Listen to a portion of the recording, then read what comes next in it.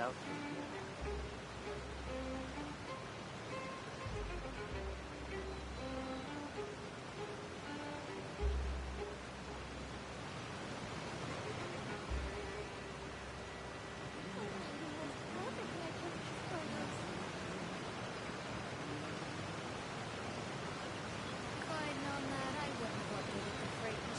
How long will it take if I set out to?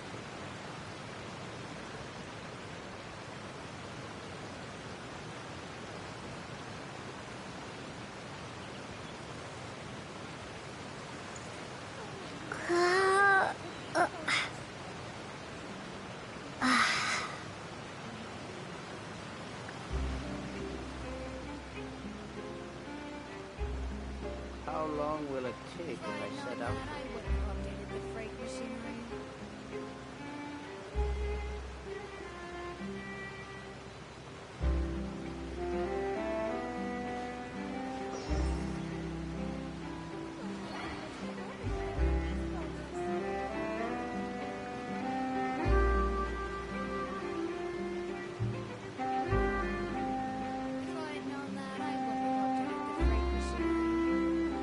How long will it take if I set out to?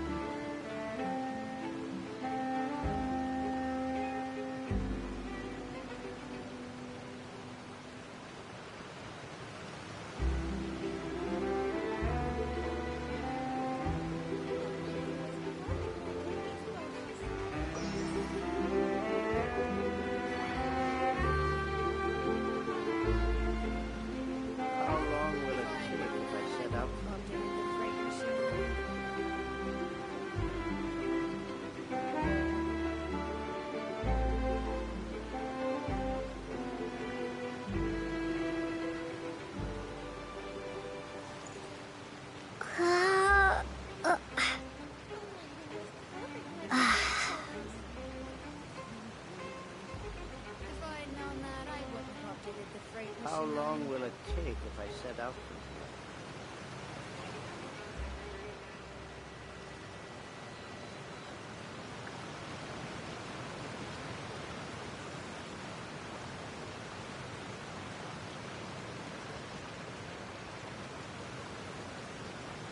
How long will it take if I set out to?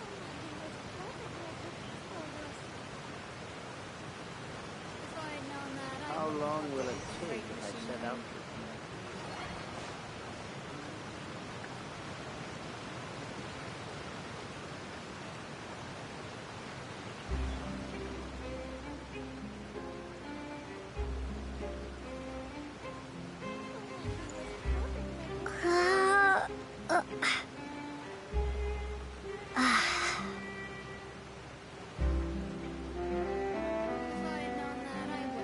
How long will it take if I set out to?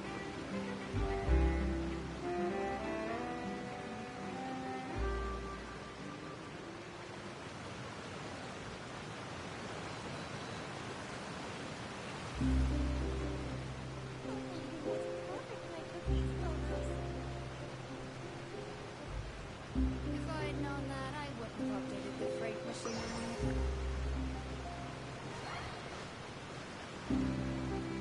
How long will it take if I set out to?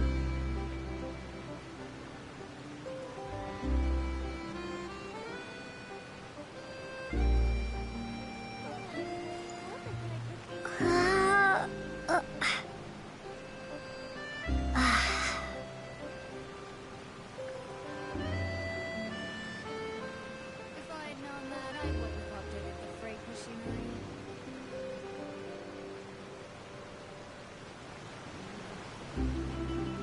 How long will it take if I set out to?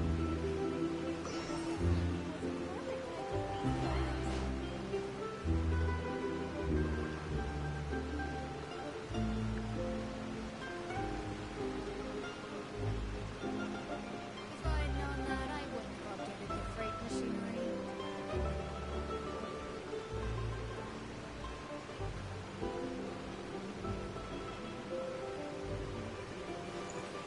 How long will it take if I set out to?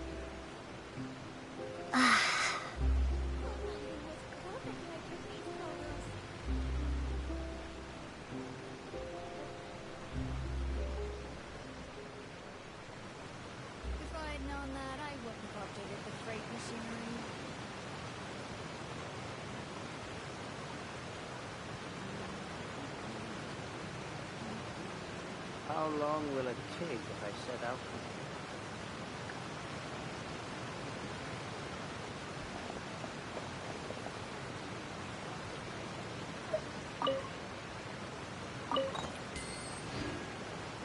If I'd known that, I wouldn't have updated the freight machinery.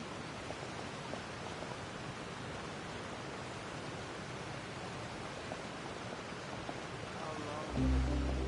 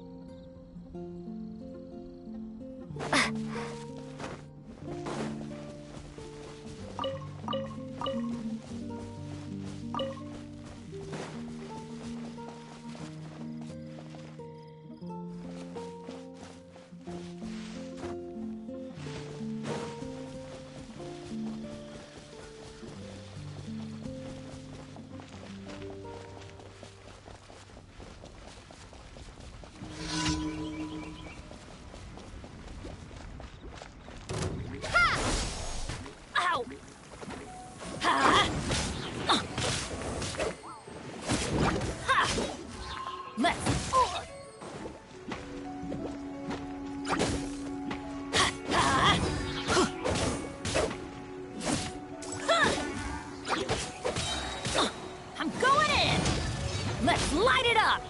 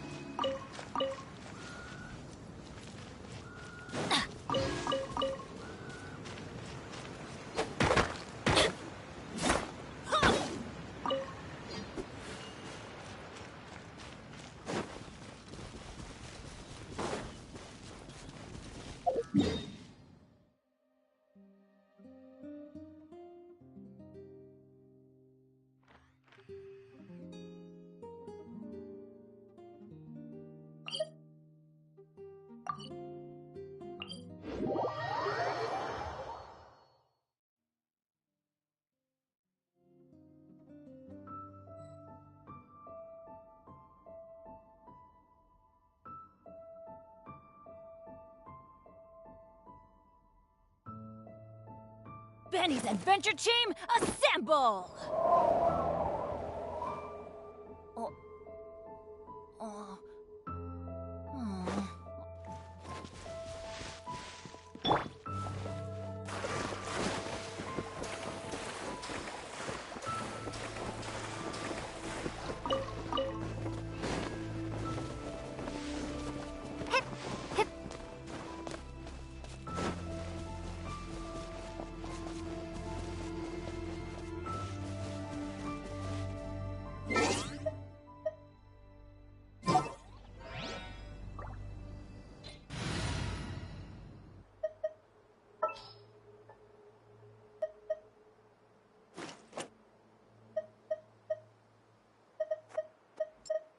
Is it time for a magic show?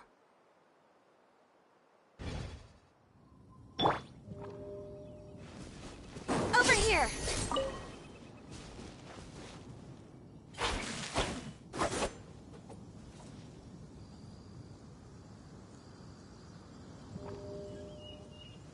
Step on up!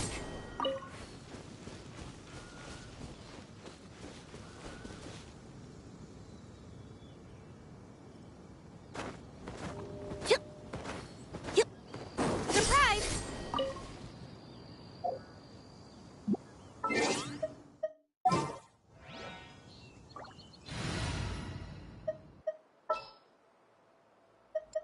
Wish me luck!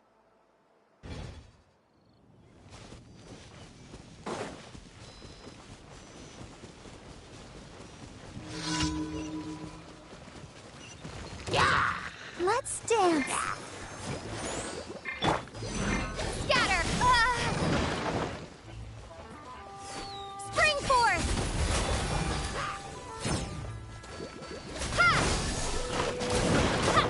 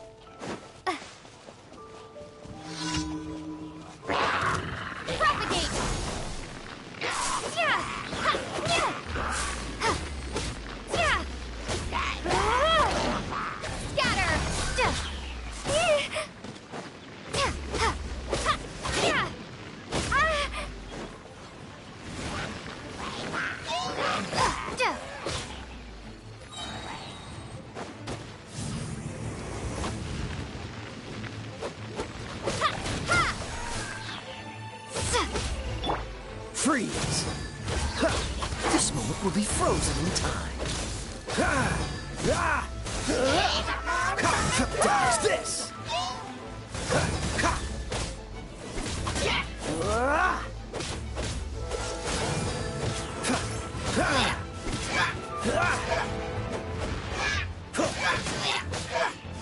Freeze!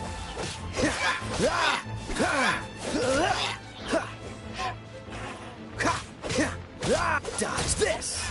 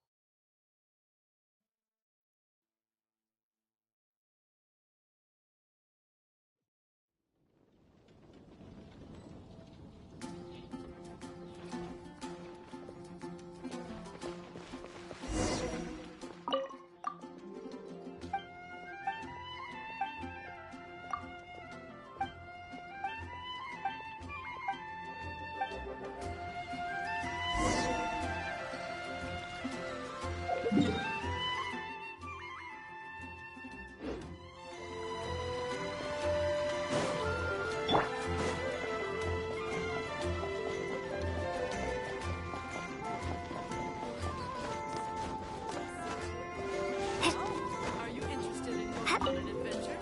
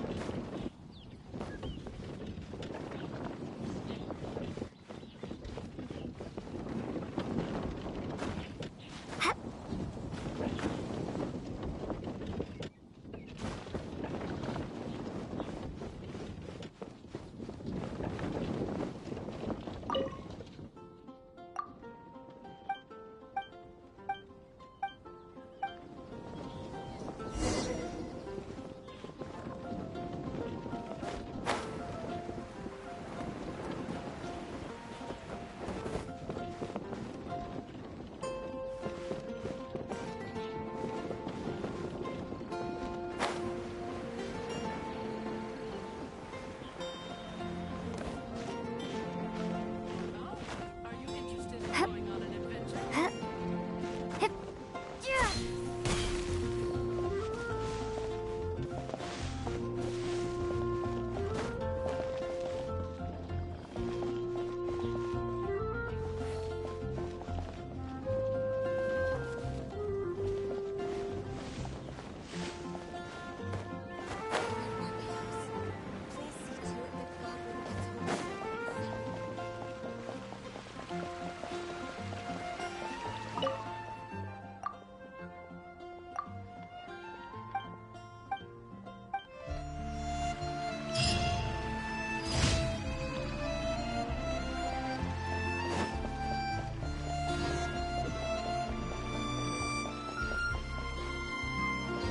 Ad Astra Abyssos. Thank you for complete. Ad Astra Abyssos.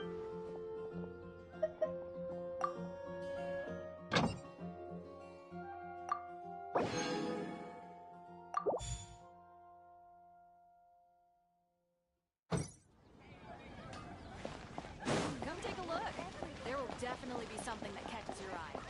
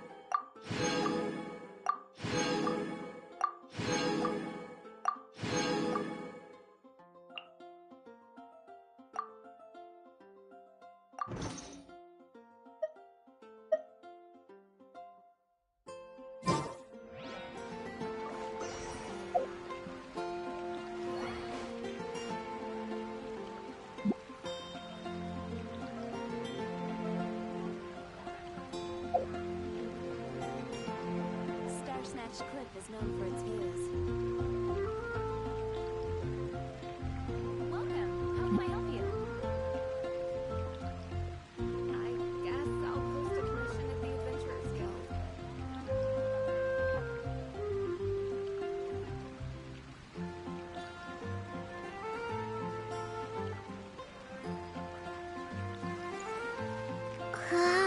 Star Snatch Cliff is known for its views.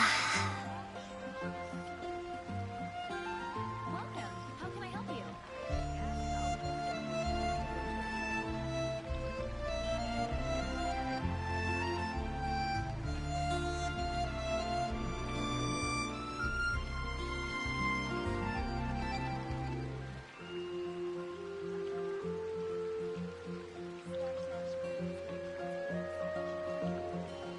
The neighboring nation of Liyue has the most prosperous commercial port in all of Tibet.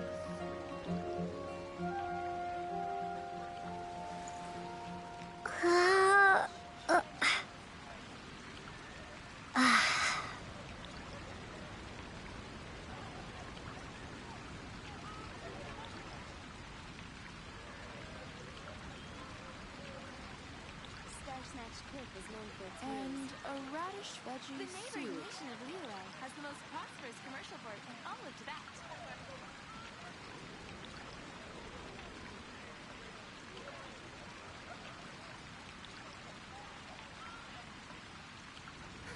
Which should I choose?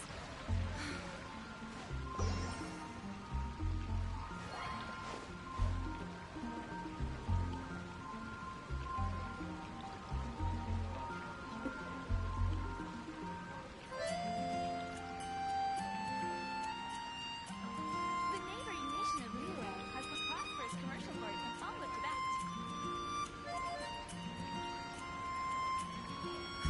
Which should I choose?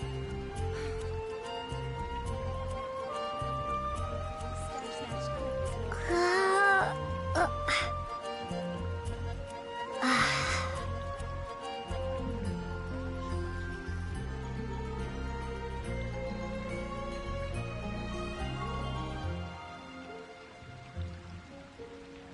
The neighboring nation of Liyue has the most prosperous commercial I port in guess all of I'll Tibet. post a commission at the Adventurers Guild. Star Snatch Cliff is known for its views.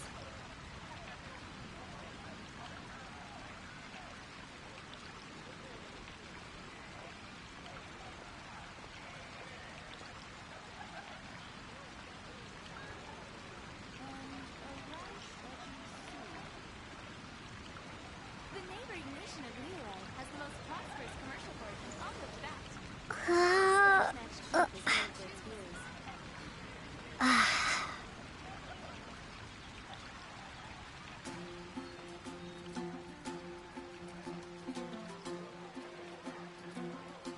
And a radish veggie soup.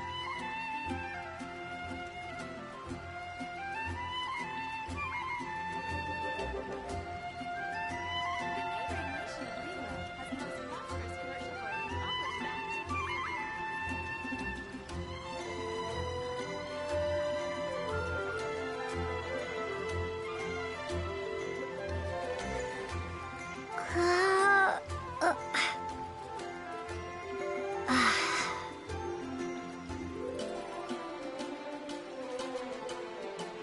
Welcome. How can I help you?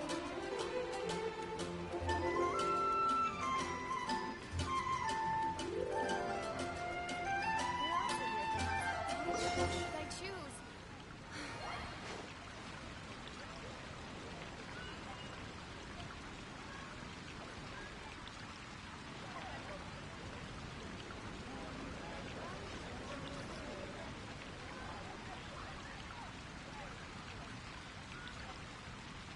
Welcome. How can I help you?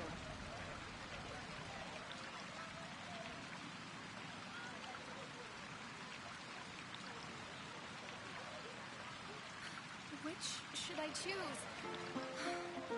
And a radish veggie soup.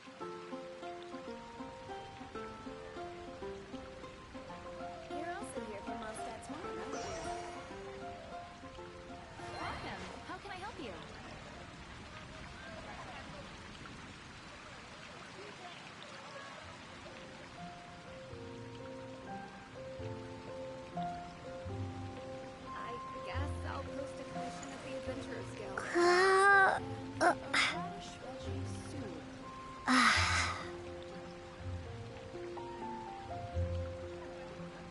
Snatch Cliff is known for How its can I wheels. help you?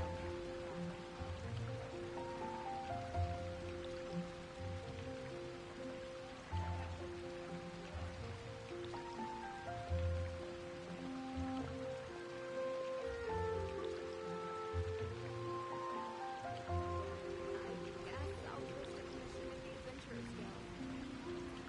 Star Snatch Cliff is known for its wheels. Welcome. How can I help you?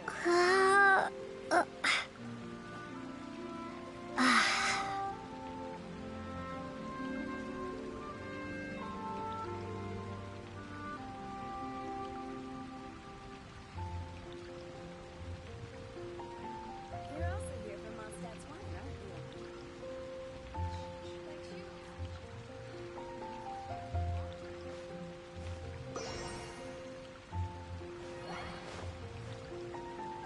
The neighboring nation of Liyue has the most prosperous commercial port in all of Tibet.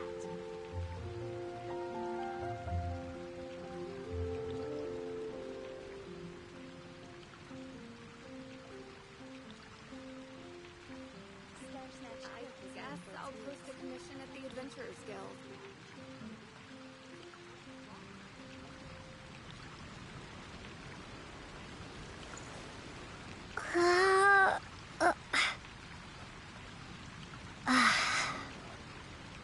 Welcome. How can I help you?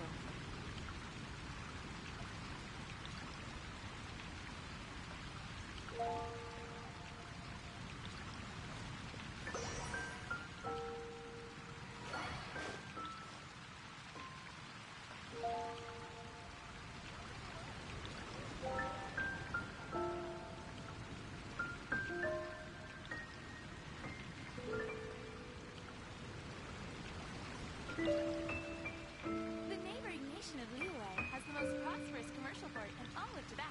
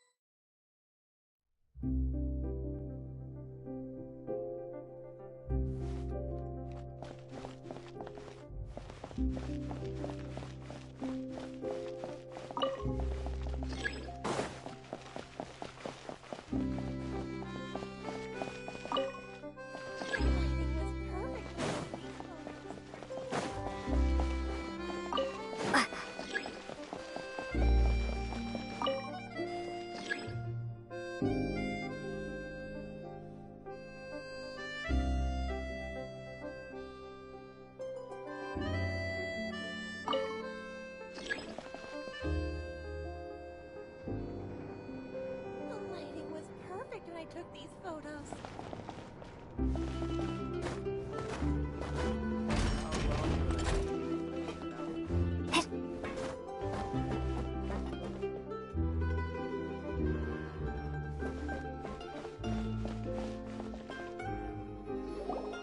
Are you sure that's all she took? You should check to make sure you're not missing anything else.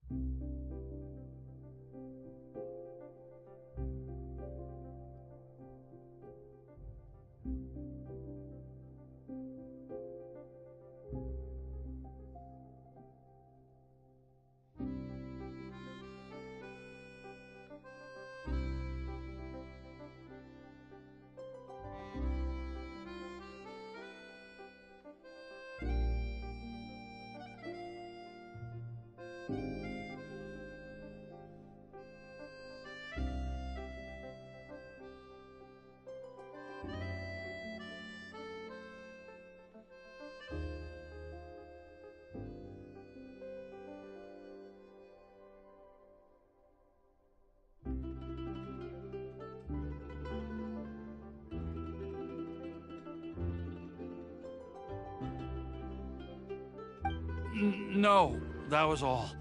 Oh, I can't thank you enough. I didn't notice a thing earlier. Anyway, I should be going now. Thanks again. Oh, were you returning what the thief had stolen? That's right. Pity I wasn't able to catch her. She distracted me by dropping the thing she stole on the ground. By the time I looked back, she was already gone. I saw the general direction she went, but Lenny twisted his ankle, and I needed to make sure he was okay. Oh, did you get hurt, Lenny? I'll be all right. It's just a twisted ankle, that's all. In fact, it's feeling better already. If you want to play at being a hero, at least try not to get hurt doing it. Imagine what would happen if you managed to derail our performance as a result. You're right. Sorry, Lynette. I have to admit that the thief was even more skilled than I had anticipated. But at least we were able to get the stolen items back, so it wasn't a complete failure. What a slippery little thief! Guess things turned out all right in the end, though. Lenny's initiative paid off! All right, let's put this little detour behind us. We should go to the Court of Fontaine now.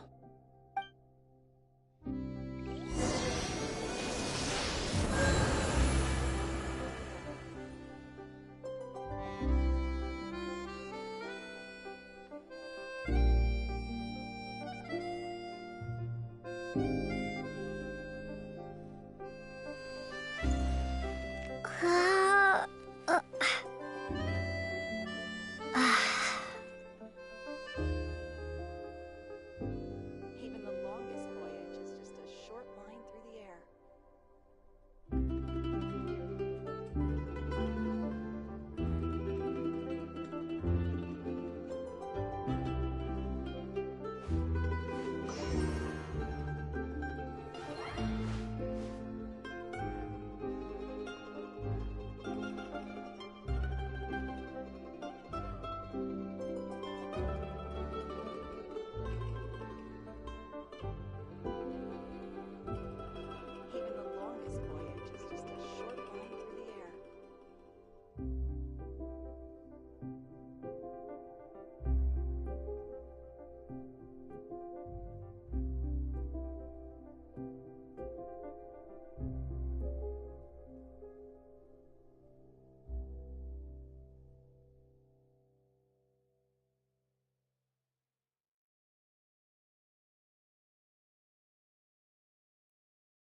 Even the longest voyage is just a short line through the air.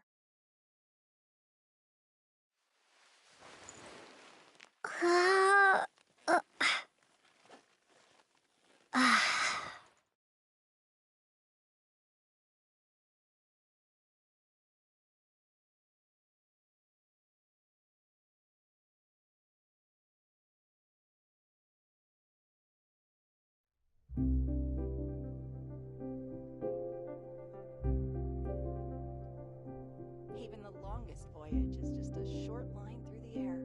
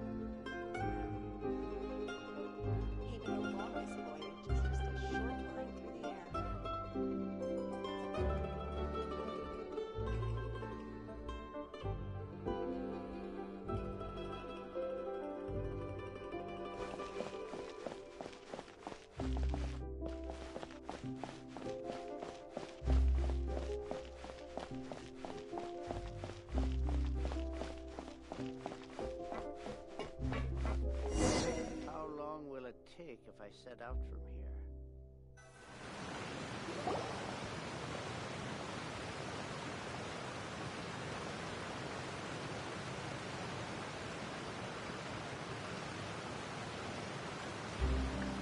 So, we ride this thing to go into the city? What an ingenious way to get around! People in Fontaine really know how to use water!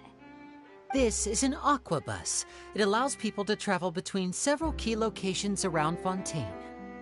It's pretty convenient, but the ride can become a little dull after a while. The scenery is always the same. That's why it's better to travel with friends. So you mean it's still boring even when I'm riding with you? No, that's not what I meant. It's just that, well, you don't really talk that much.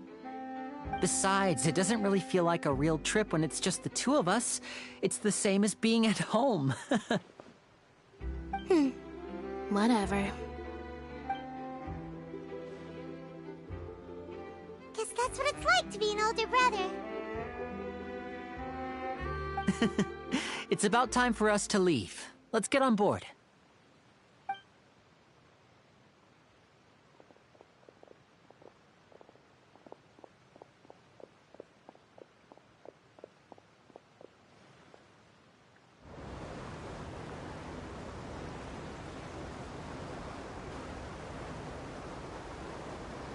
Oh, excuse me! Aren't you the great magician Linny? And his assistant Lynette? Hello. I don't believe we've...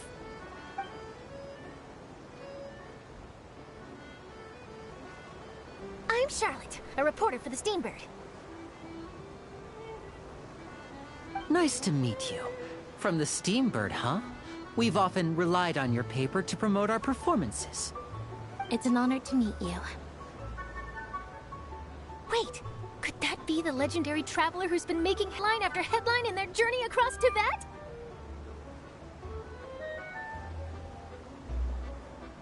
Amazing! You recognized everybody almost immediately! I wouldn't be much of a reporter if I didn't know who's who, would I? Wow, today must be my day! Who knew I would end up on the same boat as so many VIPs? Could my vision finally be showing me some favor? So, Charlotte, what do you usually report on? Well, when there isn't any breaking news, I mainly cover the trials at the Opera House. You could still manage to keep readers' attention as long as you tell things from a clever enough angle, even if it's the same old topics.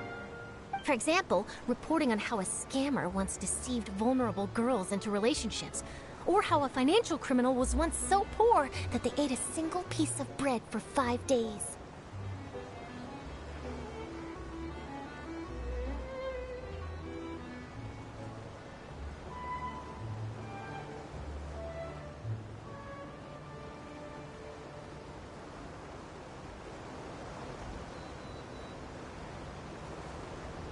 That's fine and all, but what I'm really after is exclusive, sensational news pieces that could shake the country.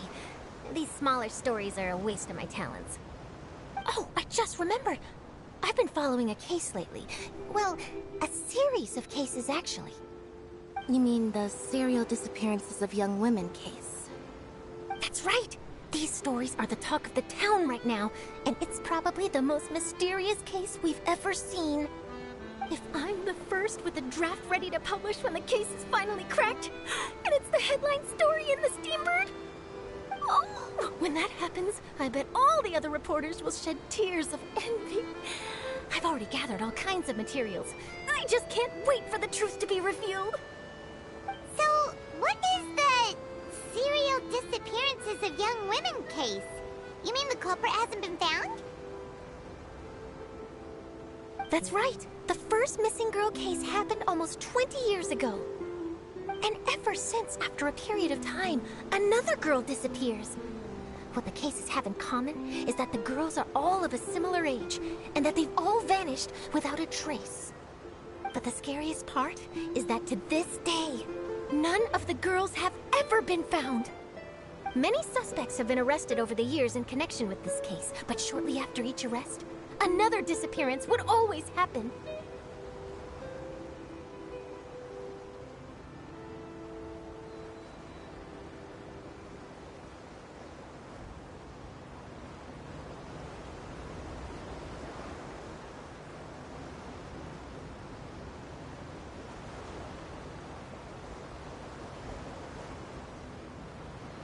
Yes, it's possible. But either way, I believe that every case has some precise truth behind it, waiting to be exposed. Yes, I agree. And at the very least, the family of those missing girls deserves some sort of explanation. I just imagined for a second what I would do if Lynette were to suddenly disappear. I'd pay any price to get her back, and then find a way to track down the culprit. Please don't imagine that, Lenny.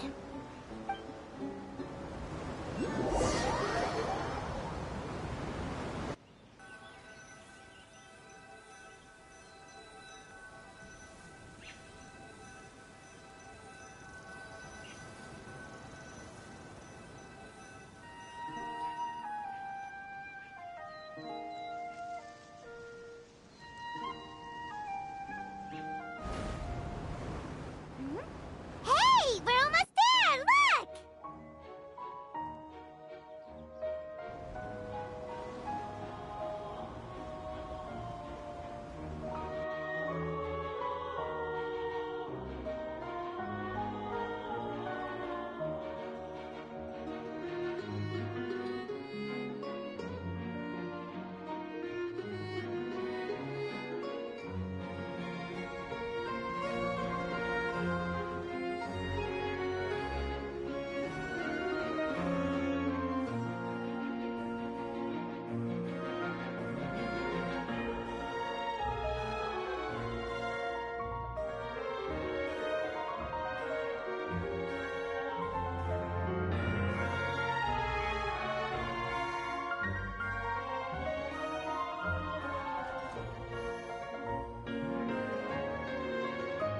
Well, I really enjoyed chatting with you. Life should be full of pleasant little surprises like this. Yeah, us as well. The ride went by too quickly. Ah, I have an interview to get to. I should get going before I'm late. Okay, Hyman hopes we can chat again soon, Charlotte. See ya! Bye now. Oh, be sure to stop by and see me at the Steambird when you have time. What a tough job. Always running around and interviewing everyone. Well, where should we go now? If you don't mind, how about we stop by my home first? Besides, I still have all the materials we collected. Sure, we wouldn't mind at all. This city is so huge, Paimon wouldn't know where to start anyway.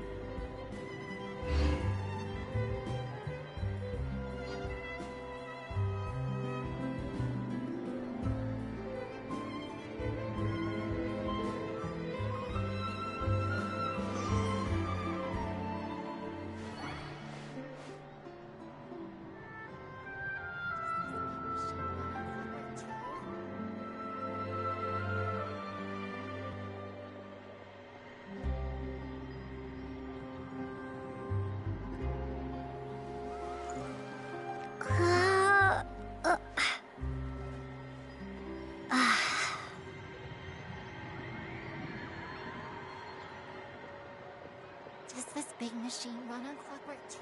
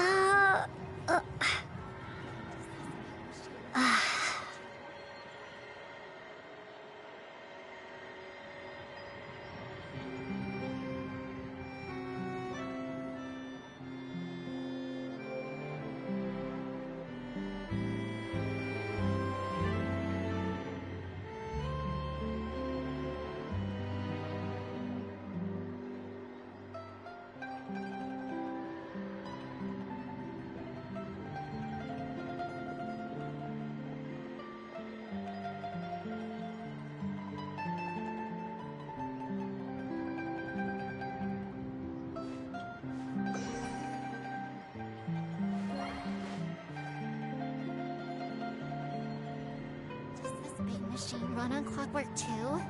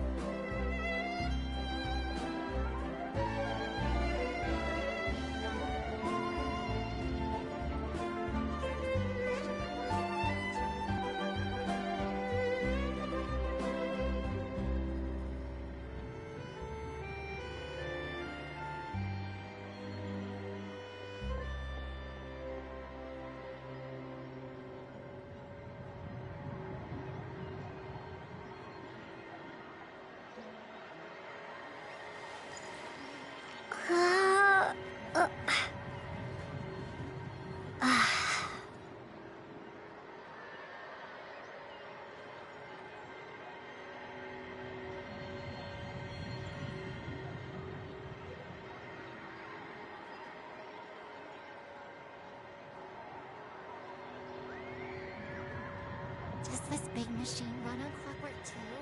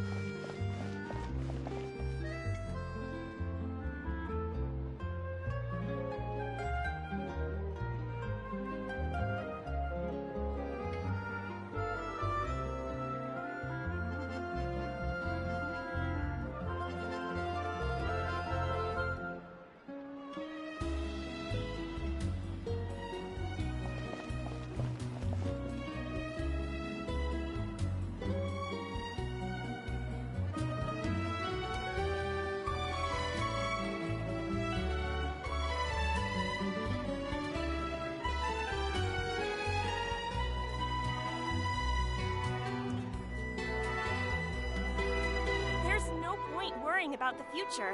Que sera, sera.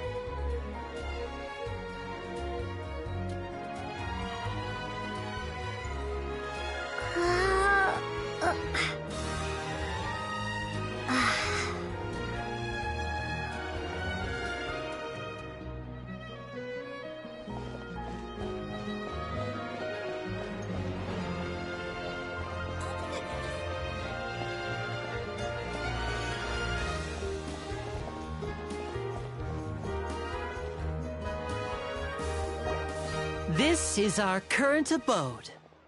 Ah, Fremine, you're home. Where did everyone else go? I have some new friends that I would like to introduce. Oh, they all just went out a moment ago.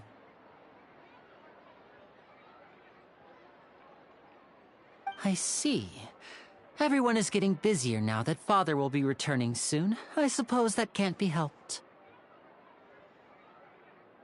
Allow me to introduce you to my little brother, Fremine. He is a phenomenal diver.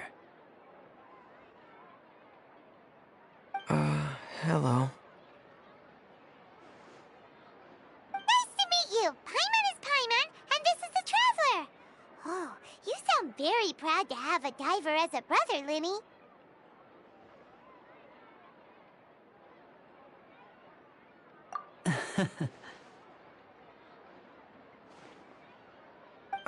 Linny, could you come here for a moment?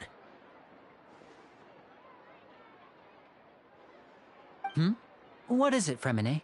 Do you have something to tell me?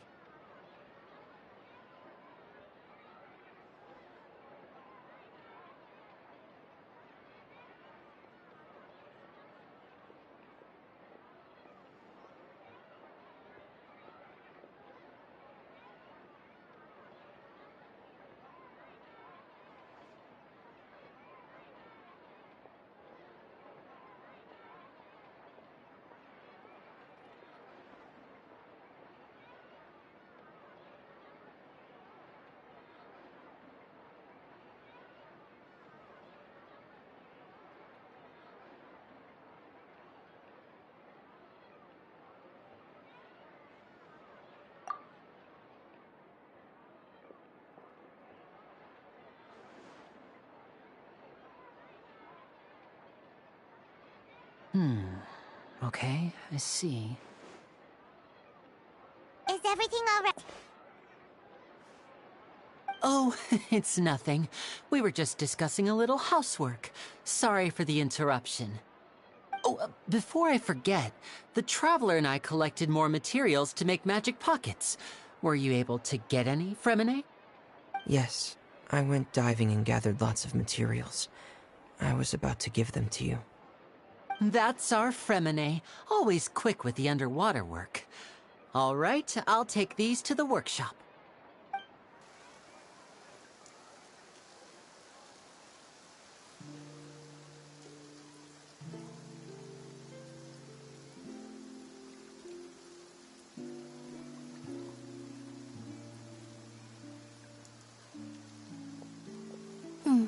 Looks like rain.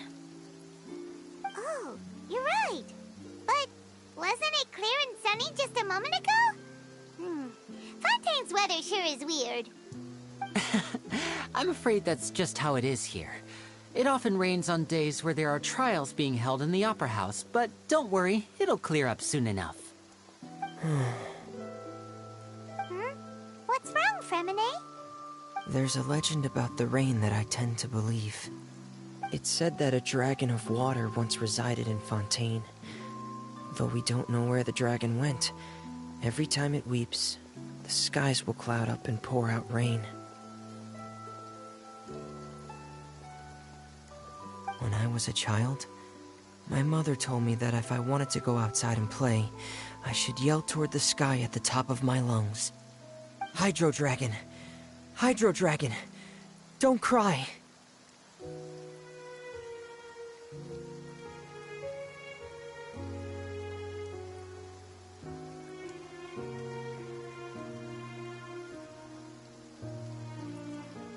If it's an elemental dragon, then having the power to make it rain wouldn't be very unusual. Let Paimon try something. Hydro Dragon, don't cry!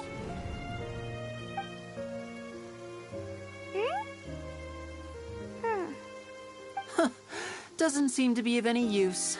It is just a legend after all. You know, you might be a more popular magician if you understood the concept of romanticism. Or could at least play along. Sorry. It might be because we've never met the Hydro Dragon. Perhaps it can't be comforted by the words of strangers.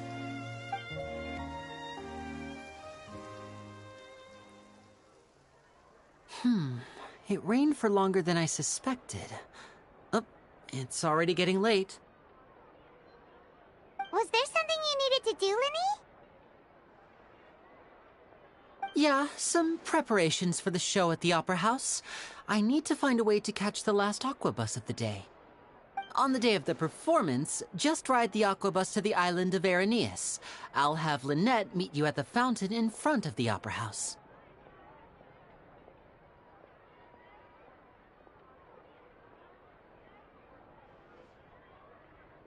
Oh, are you leaving now?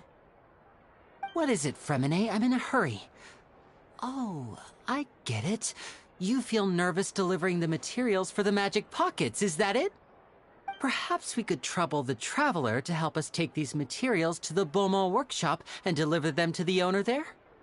I'm afraid that Fremine can be quite introverted, and the boss there tends to be pretty talkative. Fremine has always been a little afraid of her. No trouble at all! Don't worry, we're on the case! Sorry for the inconvenience.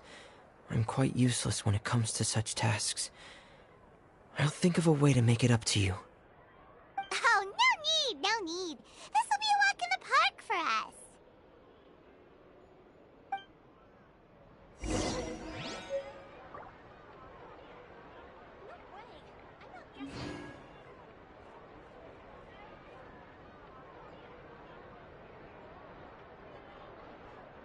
Fresh fruit, sweeter than syrup.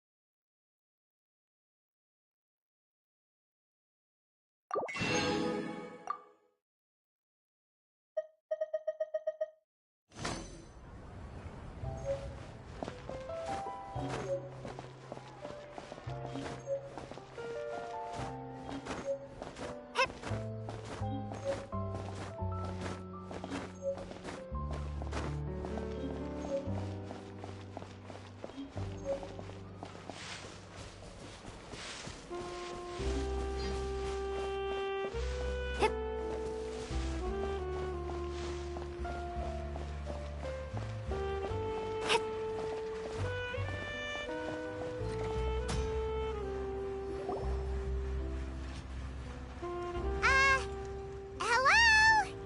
Is there anyone here? Oh, hello there. New customers? Looking to buy, or do you need something made? Or perhaps you're just looking for a chat with me. Oh no, we're just here to deliver some materials. Here they are. They're for making... what were they called again? Ah, these must be for Magic Pockets. I could tell right away. I've already made several orders worth now.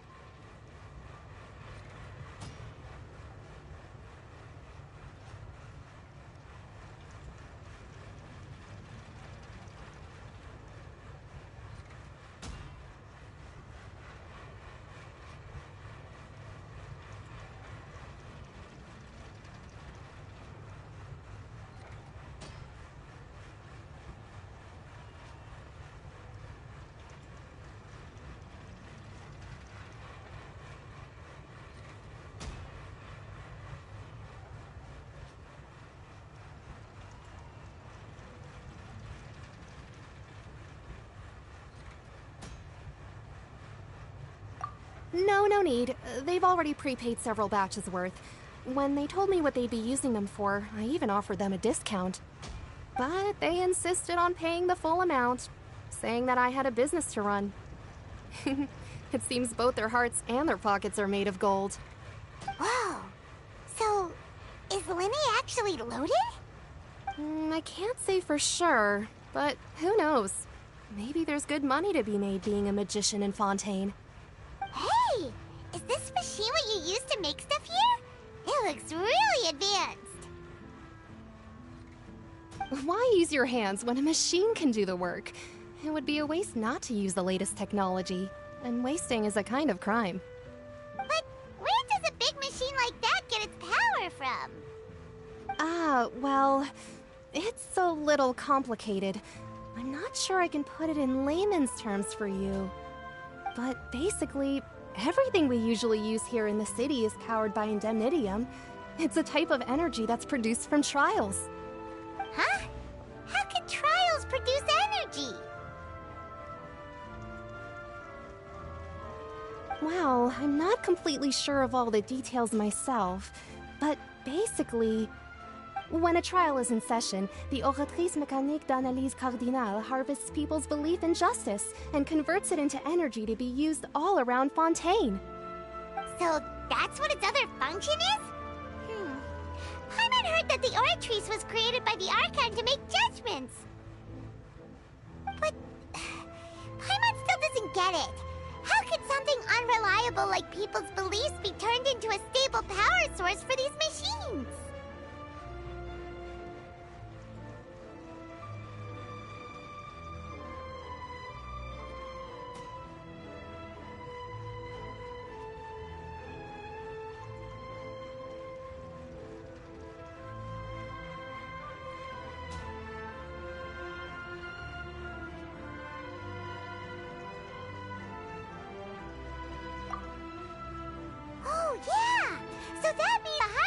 Archon relies on the machine to take the energy created by belief and turn it into power for all of Fontaine, right? Even though I've never heard anyone really put it that way before, it sounds like it makes sense.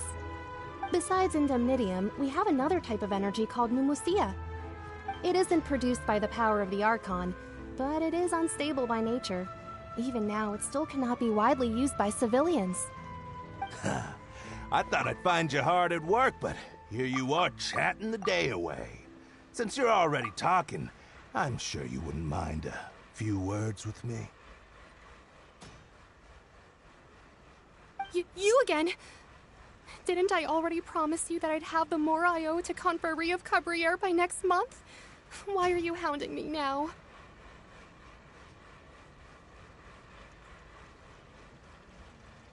Yeah, but how do we know that you won't go running off by the end of this month? I want 50% today. Wait, no, 70%. Huh? You... Seems business isn't so great for the workshop. We've already finished our job and delivered the materials. Maybe now's a good time to leave?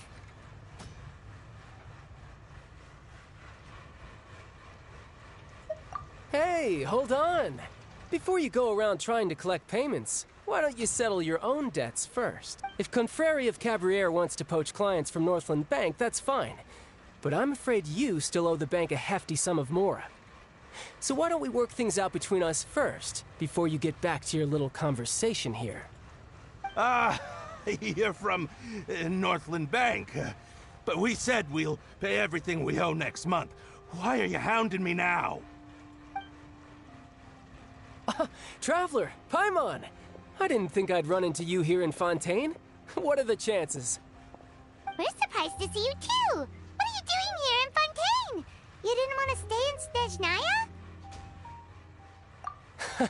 Long story short, I've already been in Fontaine for some time now, and honestly, things have been pretty boring. But it seems that fate brought our paths together today. Not only will I have some good friends here now, but ones who always seem to find trouble. Either way you look at it, it seems things are going to get a lot more interesting now. Pretty sure we'd want to avoid anything that you'd find interesting. Besides, our trip here has gone pretty well so far, right, Traveler?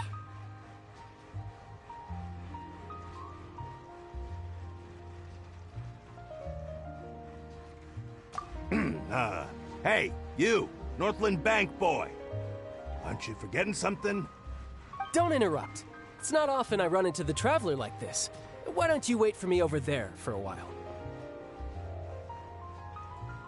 You kidding?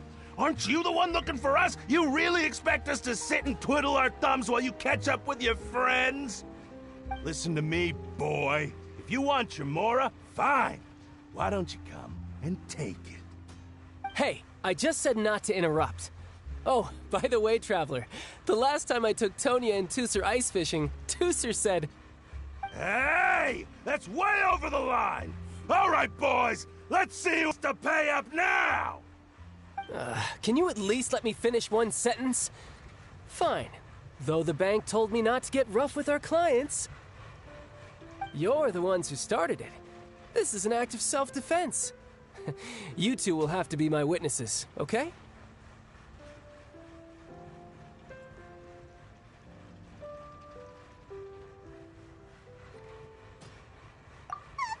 I'm sure this won't take long.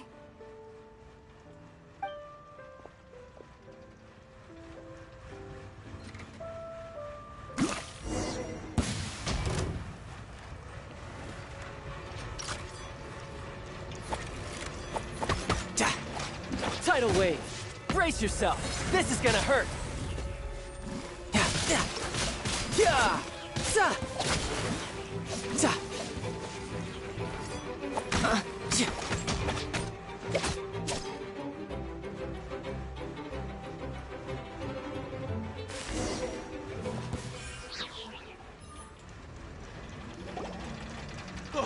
What's your deal, Brad? How are you so strong if you're just a staffer from Snezhnaya's Northland Bank? Wait, don't tell me you're... Oh, now you notice. It's a little late, don't you think? Just make sure you understand that you don't mess with Northland Bank. Got it?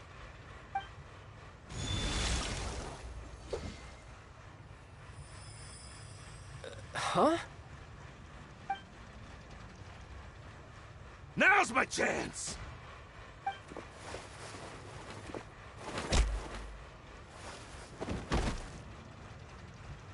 Huh. That was weird.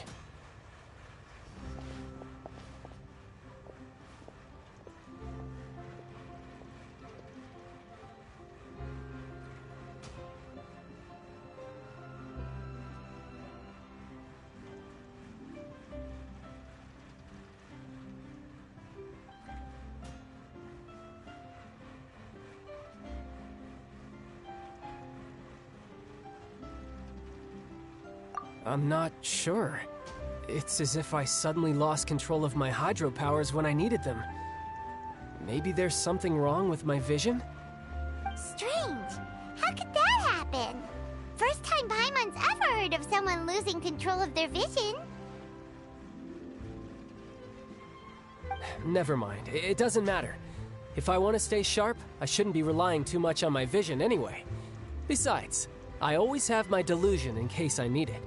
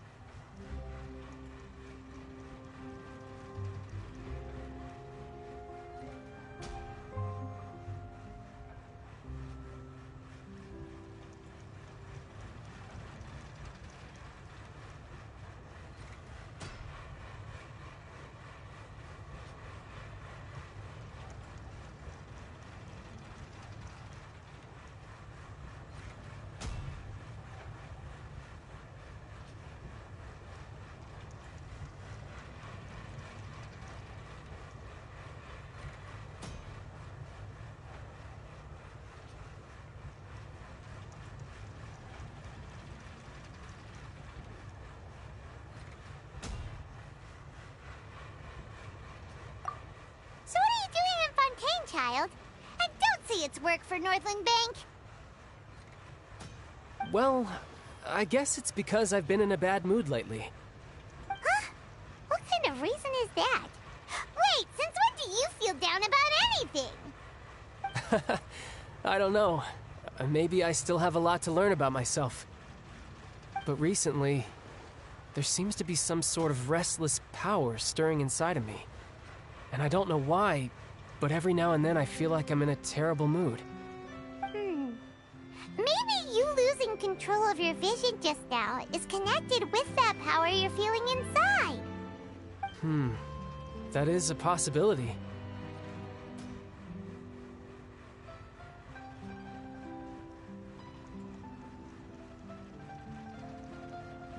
I can't remember if I ever mentioned it before, but when I was 14, I fell into some unknown abyss. It was during that time I learned nearly all of my abilities. The one who took me under her wing and taught me was named Skirk. She was always quiet and very mysterious. Nobody knew where she came from or what she had been through, and she was always very strict when teaching me combat techniques. One time, I asked her why she was willing to take me on as an apprentice. From what I could make of her answer, it was because I had awakened it, and traces of it remained on me. She said that all my combat training would be useful in the future. But what is it? What did you awaken? She never explained that, but my guess is that it's related to a dream I saw when I had just fallen into that abyss. In my dream, I was in the deepest depths of the sea, and the boundless seabed was all around me. But in front of me appeared a whale that was so massive, I felt like I couldn't breathe. A whale? Oh, that sounds familiar! When we fought against you before, you summoned a huge whale that seemed to leap at us. Is that the one? That's just an abstract form of a whale that I create using my elemental powers. It takes that shape because the scene I dreamt of the whale has always been stuck in my mind. I'll never forget it. So you used the whale as inspiration for one of your moves? Huh. Seems a little twisted to Paimon.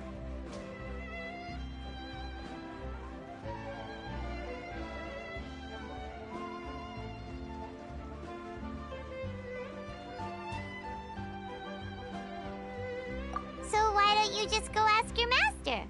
Maybe she knows the answer. You make it sound so easy. Ever since the incident I experienced there, I've never stopped searching for Master Skirk and that unknown abyss.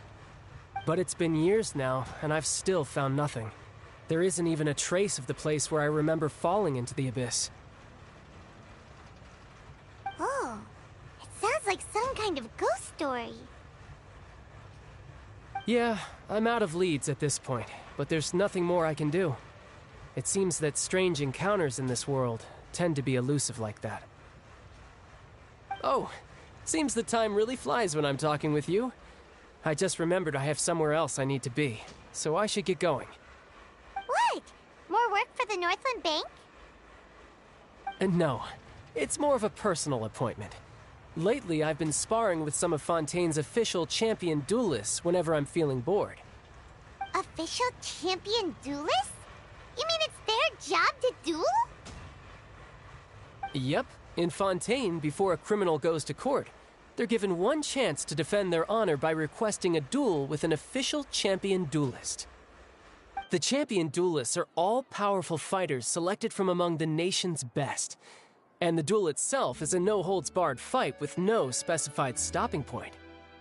So engaging in such a duel is regarded as a symbol of defending your honor. If a criminal manages to win the duel, they'll be acquitted. But if they lose, they'll have no choice but to stand trial. And the worst-case scenario is that you're simply killed in the duel. Though it's rumored that Fontaine has a death penalty, from what I can tell, no one has ever been officially sentenced to death. So really, the only people who opt to duel are those who have suffered a grave injustice in being accused, or those who greatly value their honor. Otherwise, why gamble with your life? So, do many people actually get out of their trials by winning the duel? Apparently, it's exceedingly rare for anyone to actually win.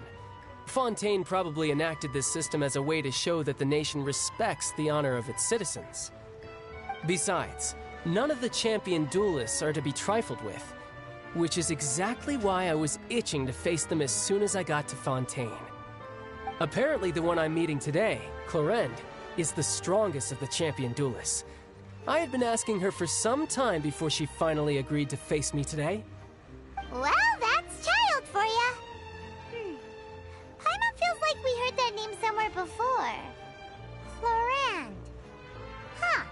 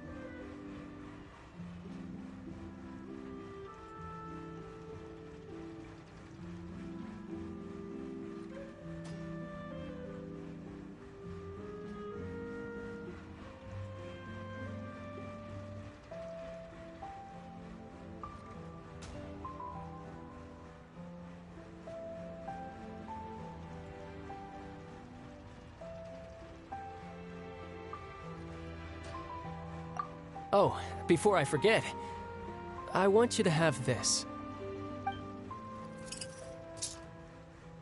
Huh? Your vision? You're seriously just giving it away? I'm just worried that it could become uncontrollable again. I'd be pretty upset if it got in the way of my duel, so I think I'll be better off without it for now. Besides, I just need you to hold on to it for a short while. I'll come retrieve it when I have some time later. Paimon knows what you're up to. You just want an excuse to come talk to us again, don't you? Whatever gave you that idea? I'll be in touch later.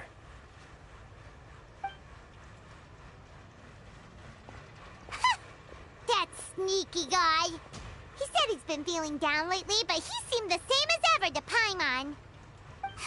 Well, since we don't have much to do for now, we might as well walk around and see the city before Lenny's performance.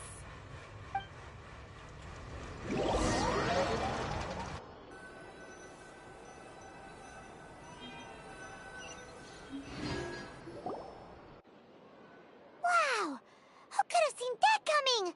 The reporter who was barely around for most of the story was the murderer all along!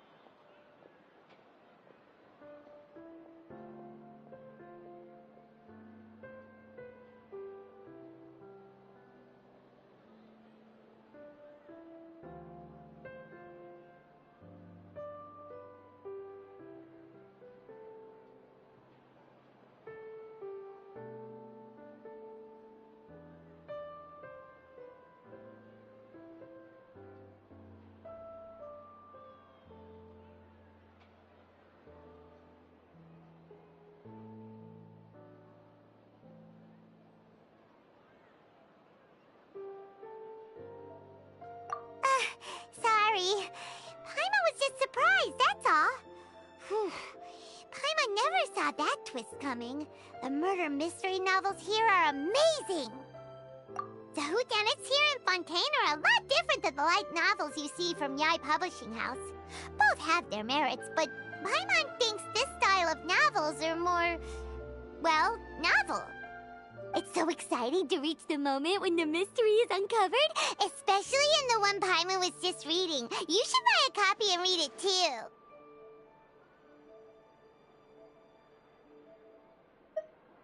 Oh, sorry about that. Paimon will be more careful next time. Hey, shouldn't we be heading to the Opera House to see Linny's performance soon? It's almost time for the show to start, so we should get going. Lenny said that the Opera House is on Aranias, so let's go ride the Aquabus!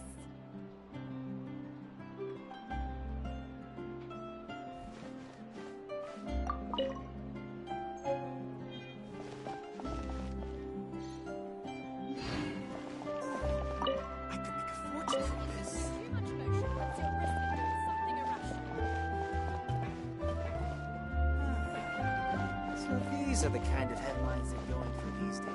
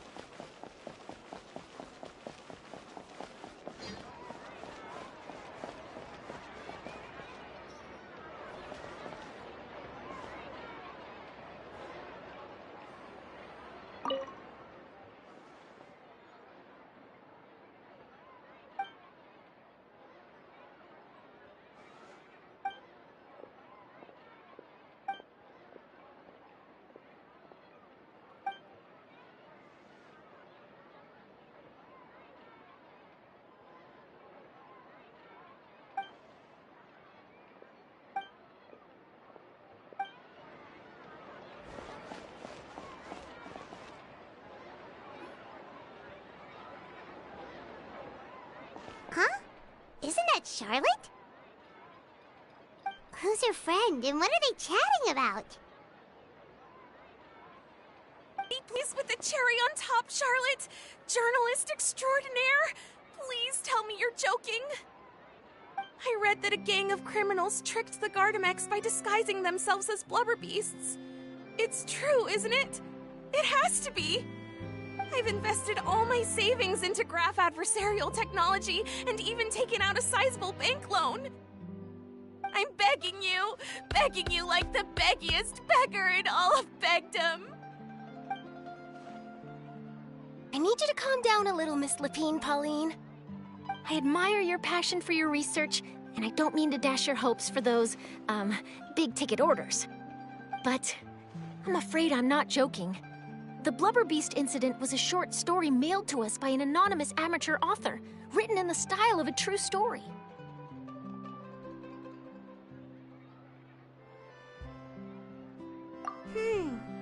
It sounds like they're just discussing a story, but why does this Miss Lapine Pauline seem so distressed? Funnily enough, I actually remember being in a meeting where the editing team was debating the potential risk of misleading the public with this story. They even went to Maison Gardiennage for advice. But to our surprise, they fully supported us printing it. They figured that the false intel would be a great way to dupe potential criminals into wearing ridiculous costumes when breaking the law. In truth, Gardamex are extremely sophisticated in their capabilities. They can identify criminals just as reliably as the best human guards, so a crude disguise isn't gonna get you far. If anything, it'll just make you stand out all the more. Since we ran that story, the Maison Gardiennage has made a slew of arrests, including, one phantom blubber beast, a titanic red-crowned finch, and a specter man. So I knew this story had helped out law enforcement, but this is the first time I'm learning of an innocent citizen being deceived by it, and investing so much more of for nothing.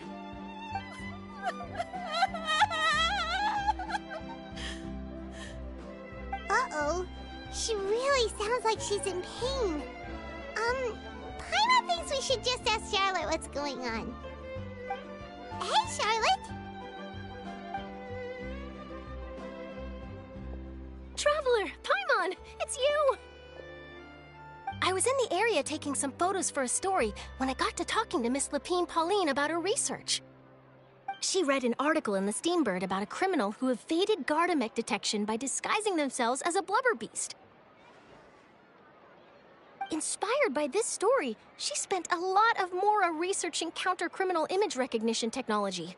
Her aim was to improve Fontaine's public security by developing a device that could enhance Gardamex target recognition capabilities. She was hoping I could write an article to spread awareness about image recognition technology. She even paid me for the article and gave me one of her prototype devices before I could get a word in. But unfortunately, it was just a fictional story, and her efforts and aspirations were all in vain. I tried to let her down gently, but she's finding it all very hard to accept. This is a new situation for us, too. It's such a pity. It seems like the author was only trying to make the story interesting, and the Maison Gardiennage only had Fontaine's best interest in mind.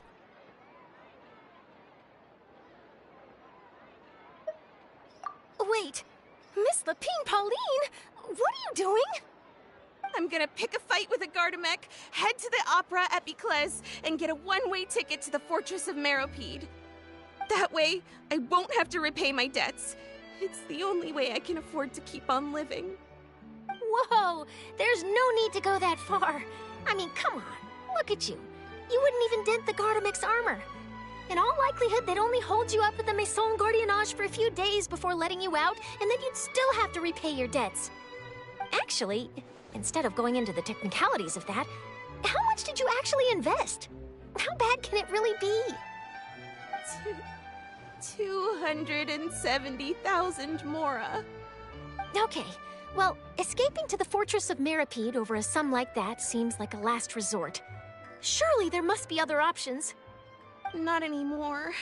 I used to be an equipment supplier to the Fontaine Research Institute before that blew to pieces, and now I'm just a small-time engineer. I scraped together some savings over the past few years, but I put every last mora into this project, and now I'm left with nothing. It's not just my savings that are gone. It's my whole future as a graph adversarial technology specialist and my dreams of becoming a billionaire one day.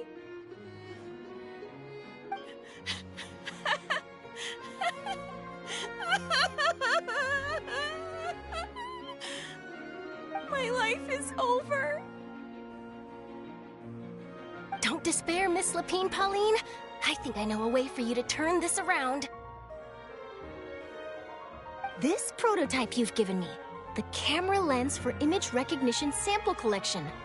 It's really quite something. You said you designed it specifically for high-fidelity image capture and analysis, yes? The rapid focal length adjustment is a very useful function in its own right. It's sure to make many journalists' jobs much easier.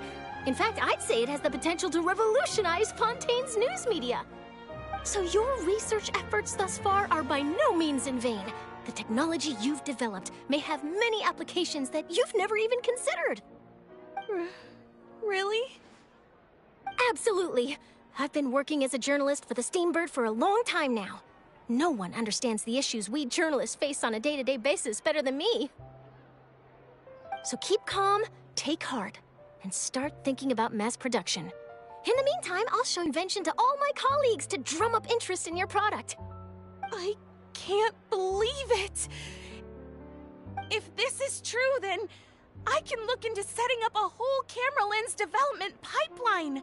My big-ticket orders and billionaire aspirations are still in the cards. Oh, maybe I should consider taking out another loan. That way, I can rapidly improve the lens production process, be the first to market, and prepare to battle for dominance in the camera industry. Come on, stop daydreaming about your pipelines for a minute. Just take it one step at a time and see how it goes. There's no sense in putting all your eggs in one basket before things are even off the ground.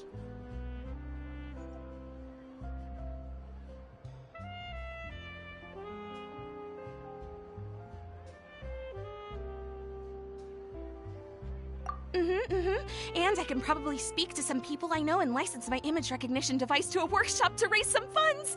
I can't believe I didn't think of this sooner. There's no time to lose. I need to get to work. Early bird gets the worm. Can you believe her? She just ran off. Paimon's pretty sure our advice went in one ear and out the other. It's understandable. When inspiration and passion strike at the same time, it's all too easy to throw yourself headfirst into your work and forget about everyone around you. A lot of journalists are the same way when they're first starting out. But don't you worry. I'm gonna write an article on all this, and I'll be checking in on her regularly. Her research has the potential to benefit the entire journalistic community. I'll give her plenty of input to stop her from going down any rabbit holes, and make sure mass production of her lens can begin as soon as possible. It's reassuring to know that you'll be looking out for her, Charlotte.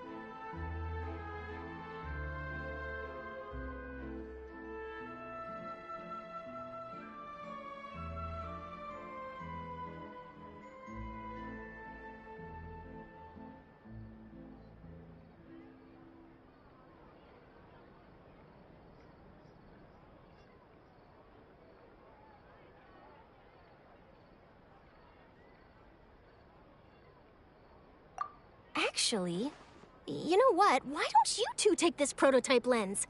I'm sure you'll have plenty of chances to use it on your travels. It takes the right person to get the most out of a new technology. In your hands, it's sure to capture some amazing sights.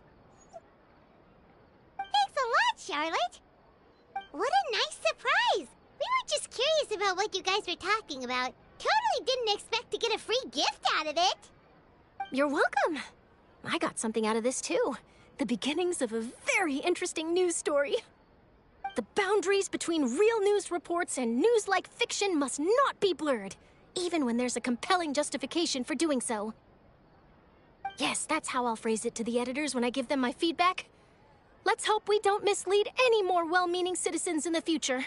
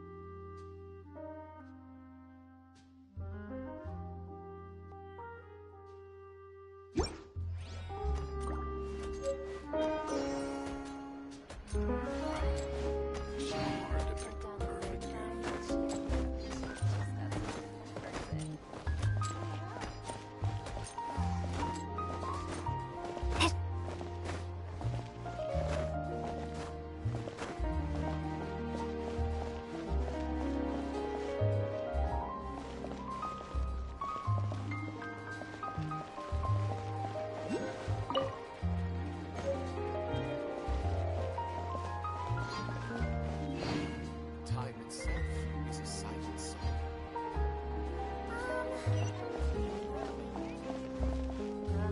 Yep, you're right. Exactly. But none of them believe me. Ad Astra Abyssal.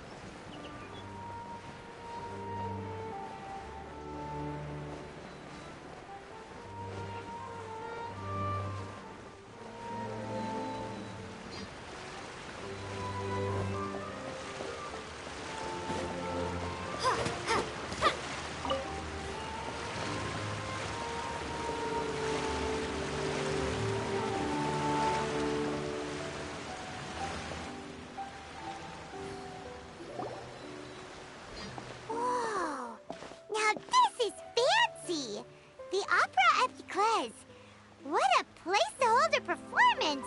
No wonder Linny and Lynette were looking forward to it. Huh. Looks like there's a lot of people standing around the fountain up ahead. Oh, Archon, please bless us with a bright and healthy child. We pray. I don't know why you always feel need to ask so much. I'll be happy as long as our child is healthy and lives a peaceful life. I guess if they're our kid, then there's no doubt they'll turn out smart. Maybe this is one of the customs in Fontaine. There sure are a lot of couples here. Vache. What's wrong? Vache. Vache. No, Paimon didn't say anything. Are you hearing things? Welcome to the Fountain of Lucine. All the water flowing through Fontaine converges here. It's customary for newlyweds to come here and wish for children. Ah! Lynette! You scared Paimon! When did you get here? Lenny asked me to wait here for you, remember? Right. What do you mean? There are a lot of people here right now. Hey, you're not trying to scare Paimon, are you? Besides, it's the middle of the day. It's not the time for eerie things. I see. I might be able to tell you something that could help explain the voice you heard. In fact, you might not be imagining things at all. I suspect that what you heard is a result of your hypersensitivity to the hydro element. Others in my family have had similar experiences. It's because of her sensitivity to the hydro element? But what would hearing a voice have to do with elemental power? When do you cry, Paimon? Wait, what? What does that have to do with anything? Just answer me. When do you cry? When Paimon's really sad? Oh, and when Paimon's super happy. Then you should understand that tears contain your most intense emotions. Like I just mentioned, the Fountain of Lucine is where all the flowing water in Fontaine converges. Even the tears that fall to the ground will eventually gather here.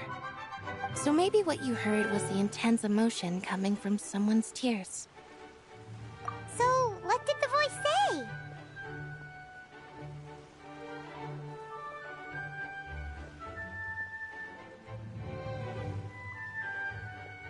Huh. If you were hearing their emotions, then Paimon wonders what happened to them. Rather than worrying about them, we should worry about my brother first. Don't let that calm look of his fool you. He tends to get pretty nervous just before a performance. So chatting with Linny might help him relax a little before he goes on stage. Oh, right. That makes sense. Let's go in and see Linny.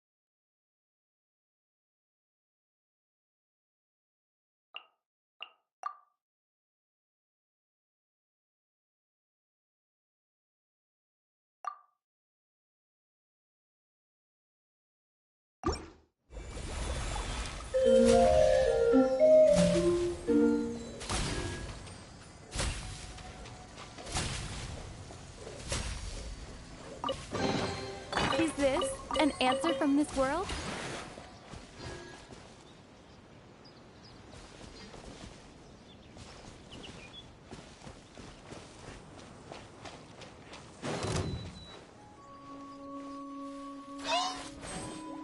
Scatter! Teamwork is dreamwork! Ha!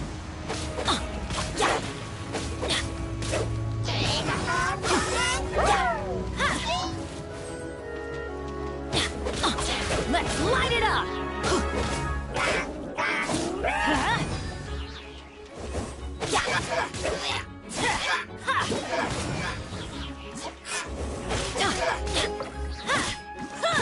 Let's light it up!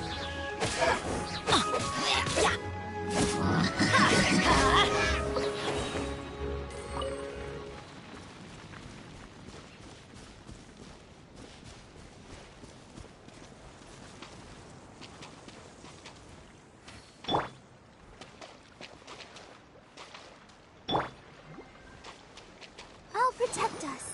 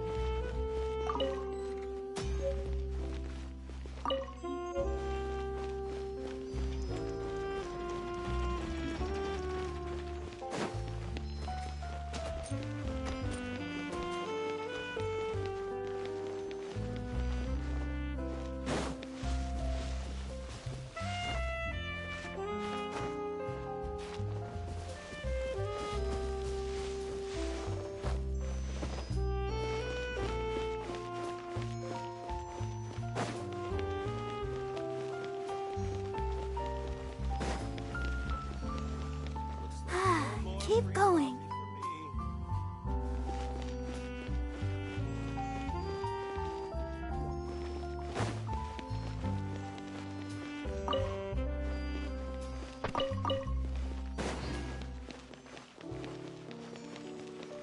No way!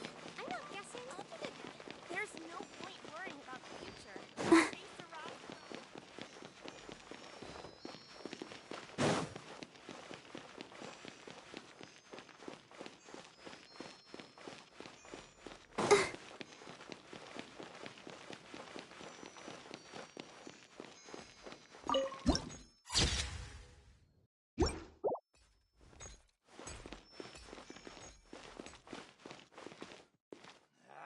It's not about the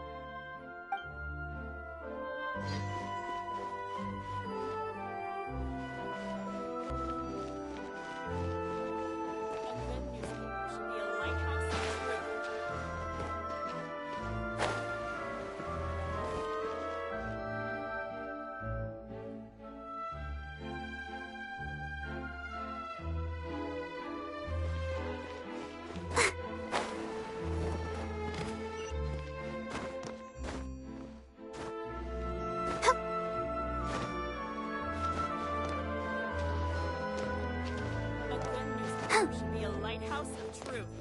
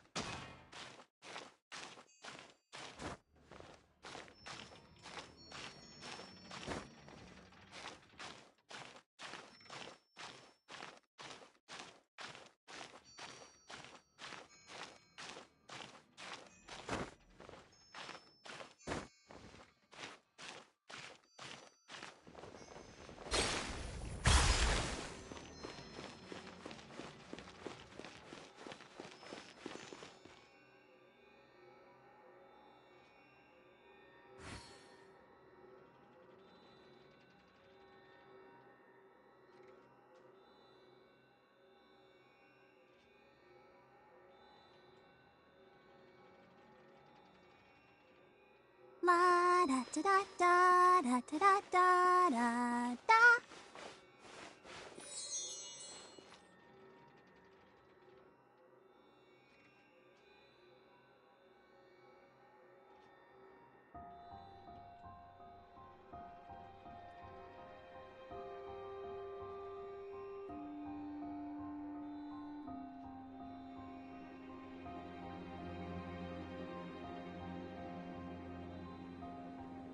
Are you tired? Try my new spicy energy drink. I'm sure it'll wake you up.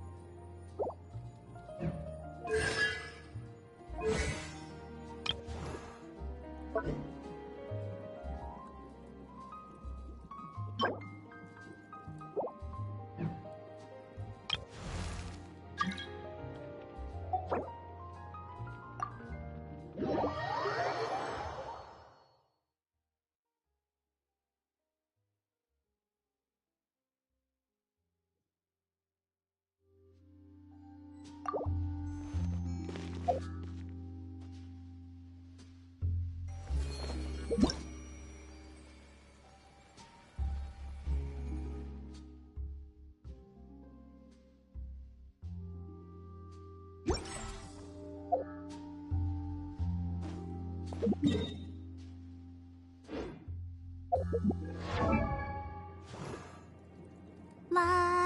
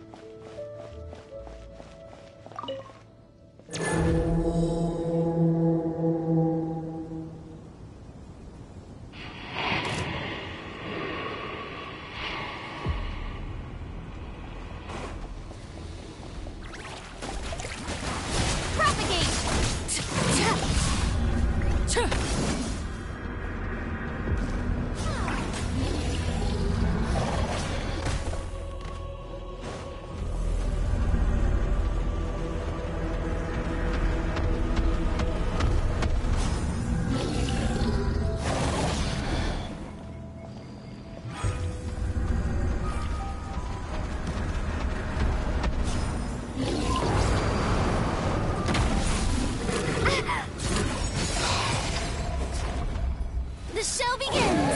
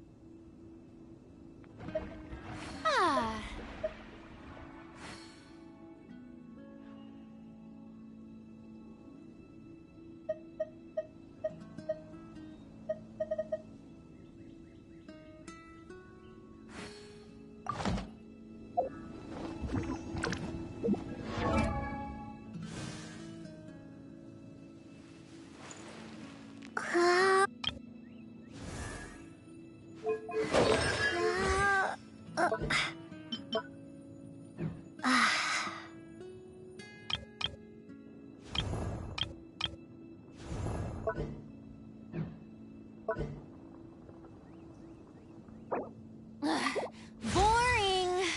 Isn't there anything else more interesting to do?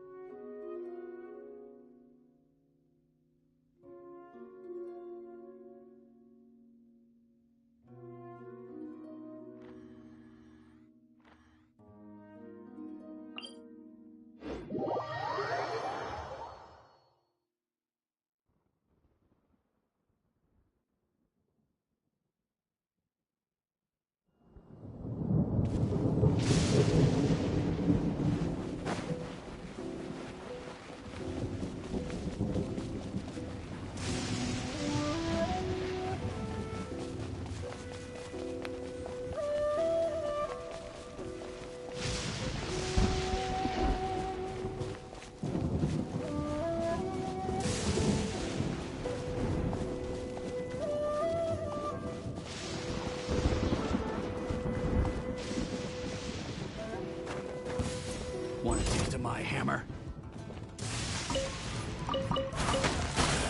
Scatter! Spring force!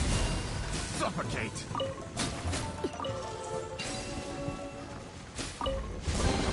I'll keep this close.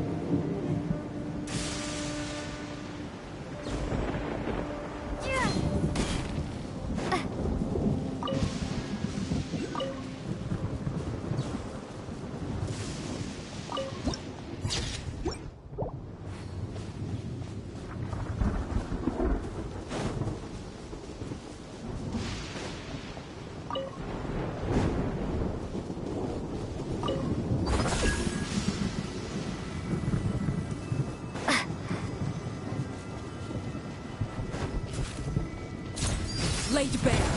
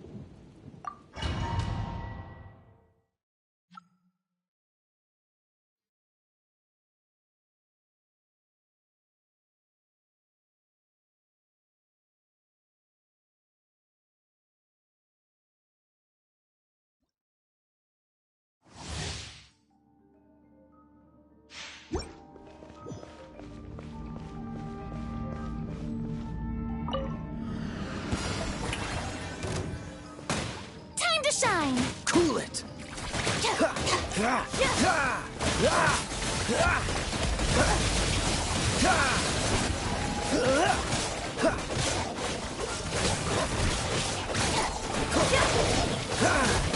bond is strong!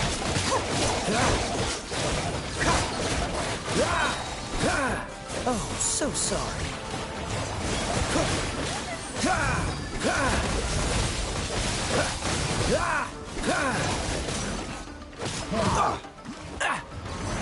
Freeze!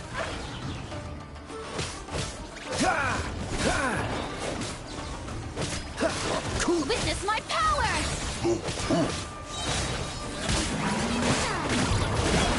Frostbite! Dodge this! Don't push your luck!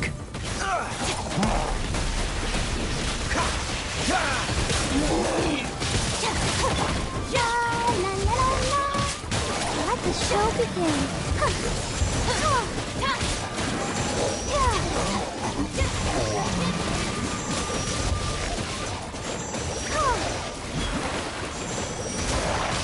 Shower me with...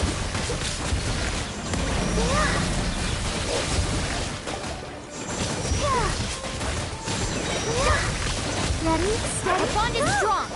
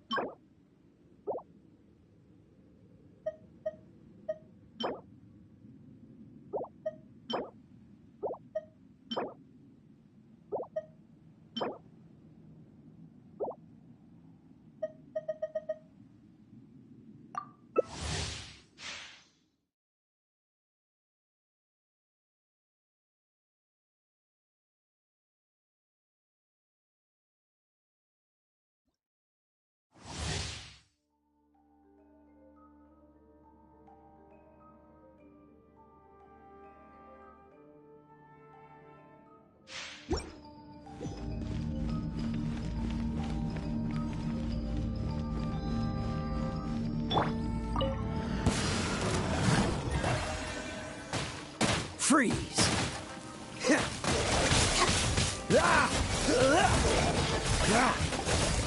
Dodge this!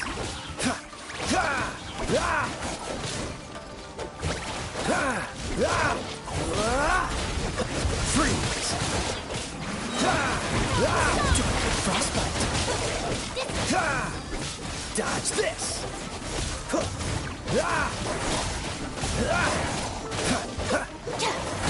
Freeze!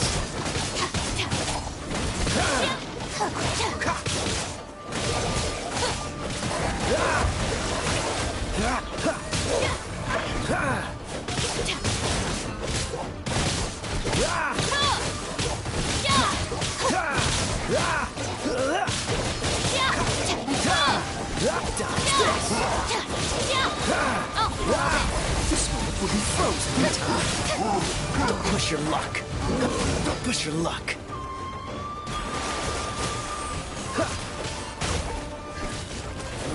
Bond is strong!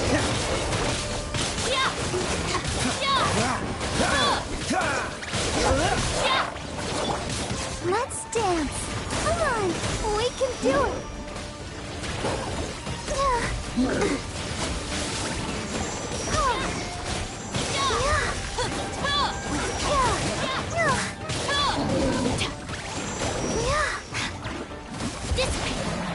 Let my name echo in song!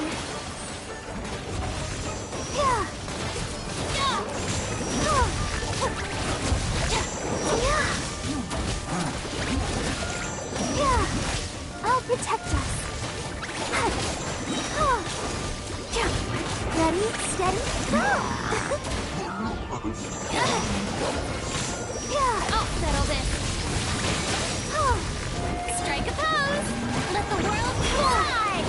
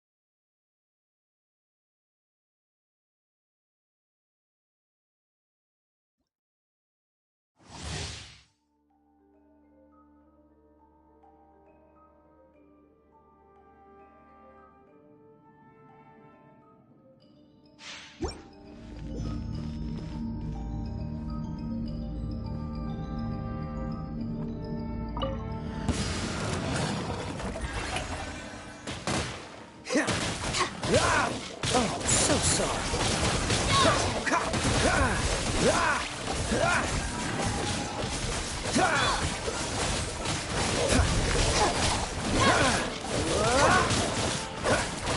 Lightning, terrified! Freeze! Time to shine! Our bond is strong! This one will be frozen in time. Cool it!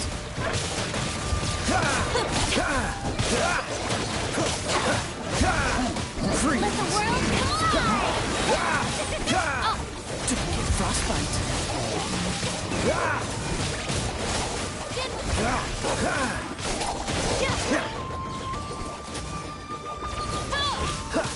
Cool it!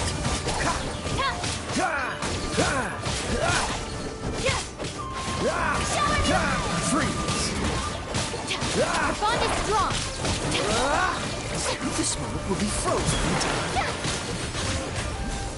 Lightning, terrified!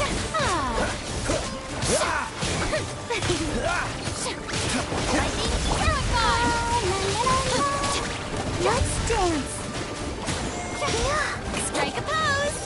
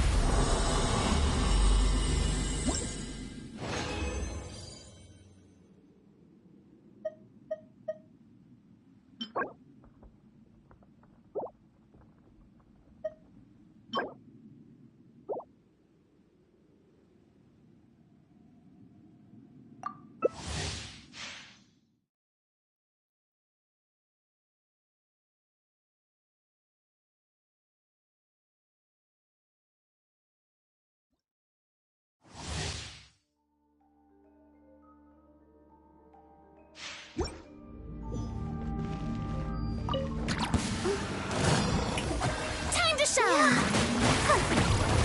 Stand with me! I'll protect us!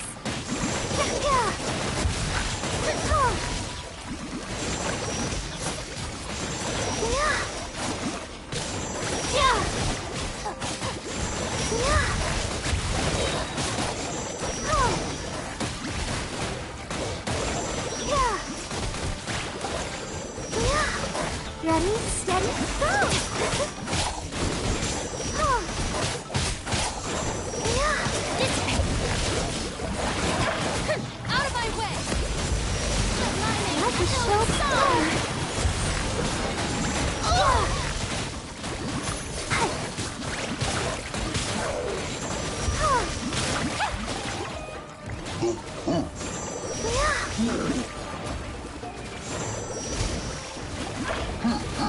to shine! La la la la.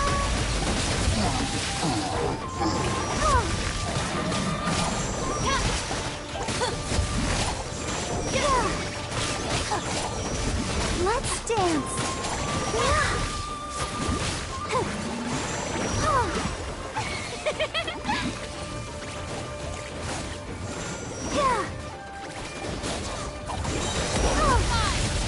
Ready, steady, go!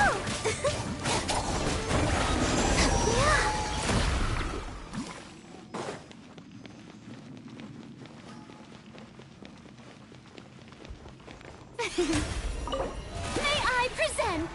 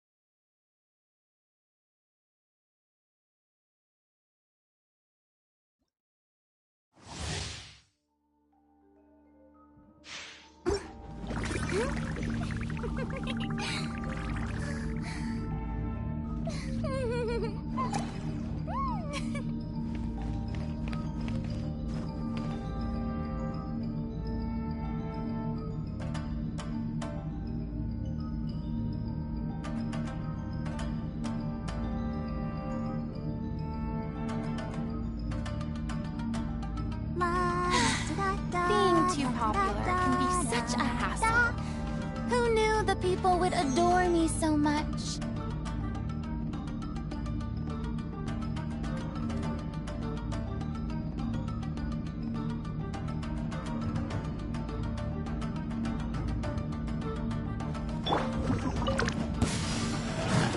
Cool it! Get with me! Dodge this! Don't get frostbite! Cool it! Oh! Our bond is strong!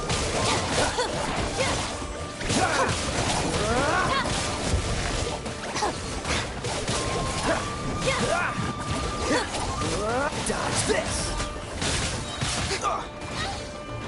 This one will be frozen in time. Freeze!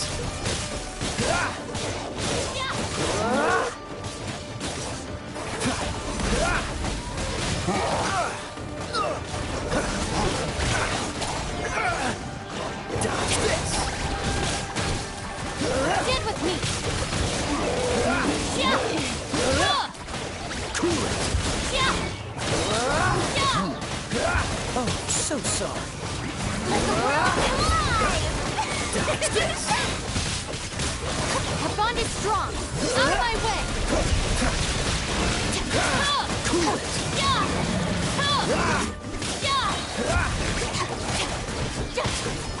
Freeze! Let my name echo in song!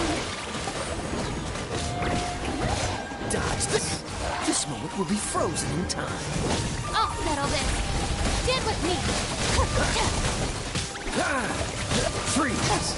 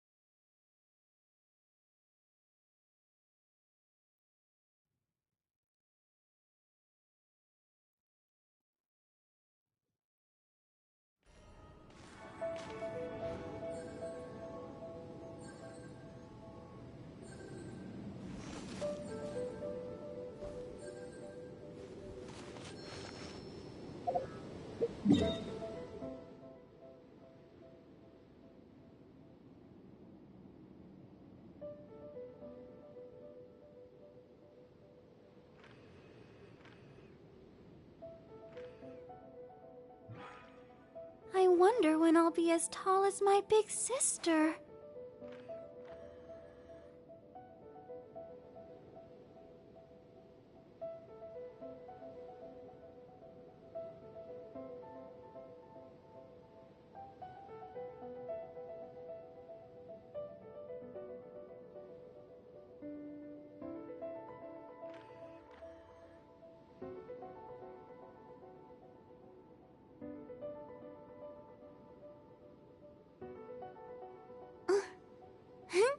Everyone is...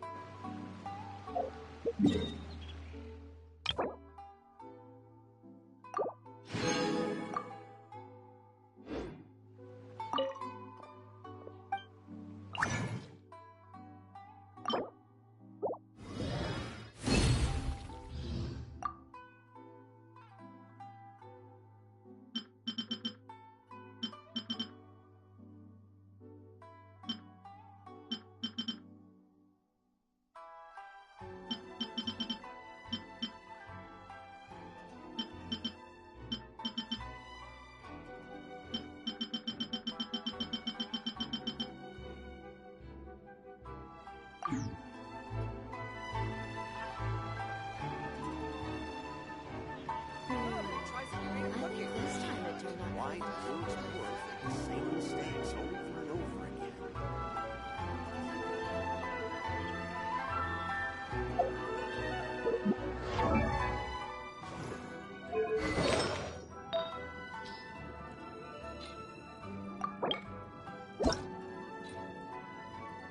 I wonder when I'll be as tall as my big sister.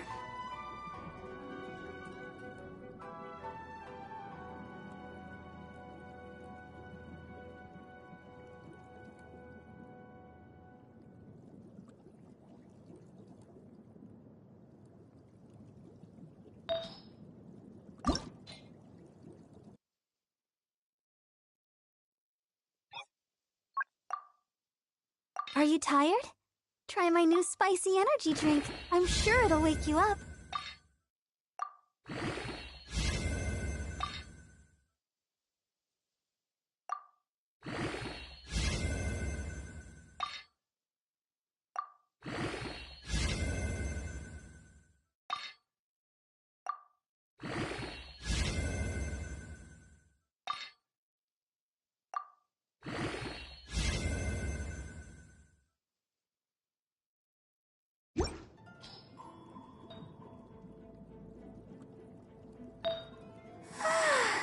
All the standing around is making me so sleepy.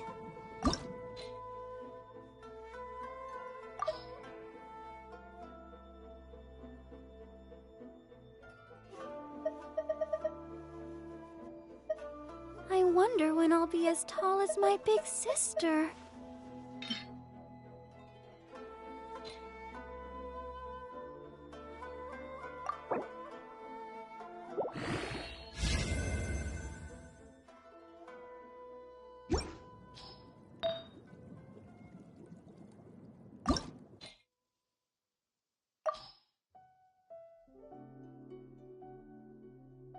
Everyone is working super hard. We should be too.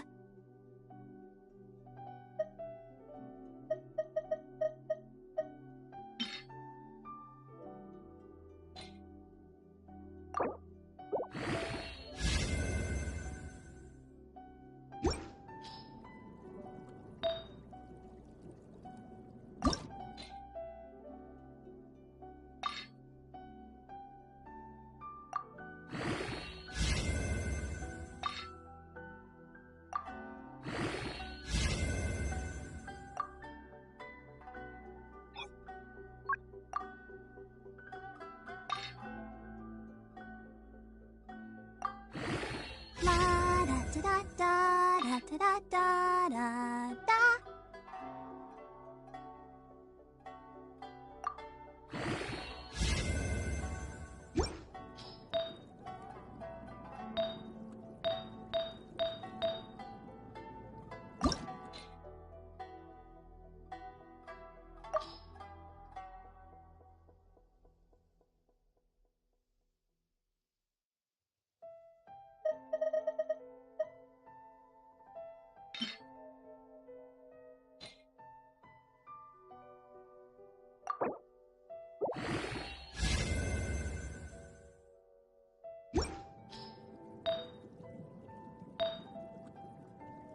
La da da da da da da da da.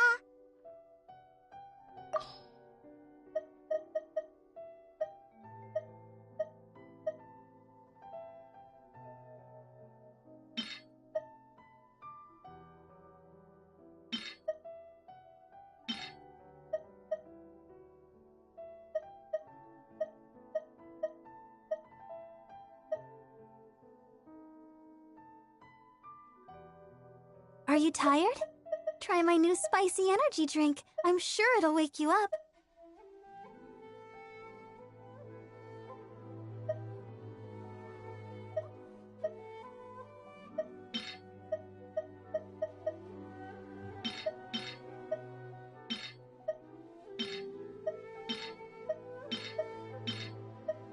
La da da da da da da da da.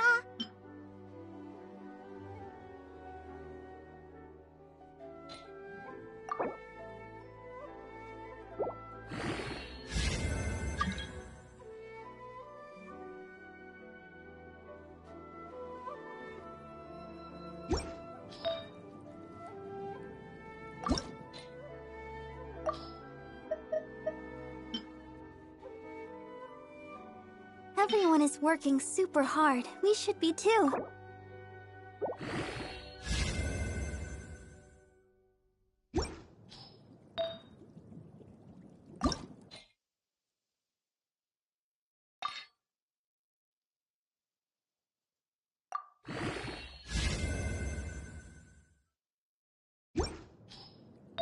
I wonder when I'll be as tall as my big sister.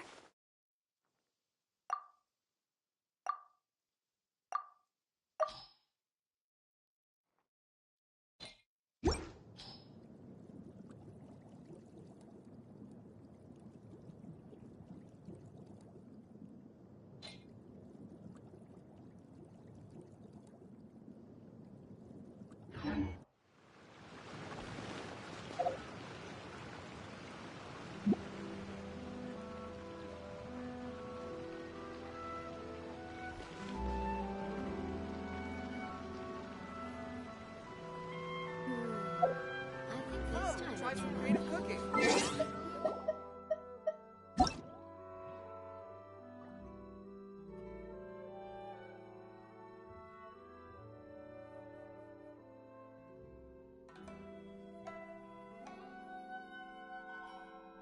La da da da da da da da da.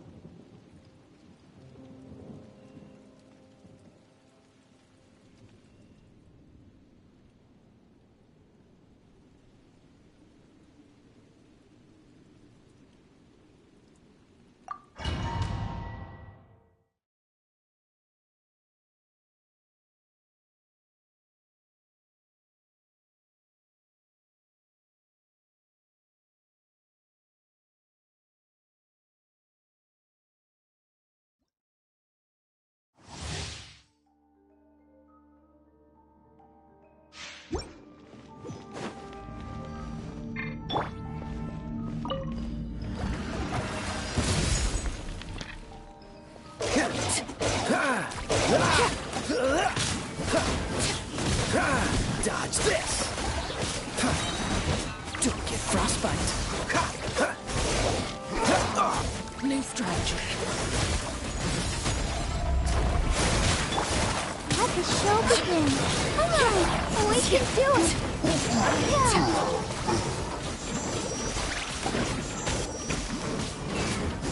Yeah. Let my name echo.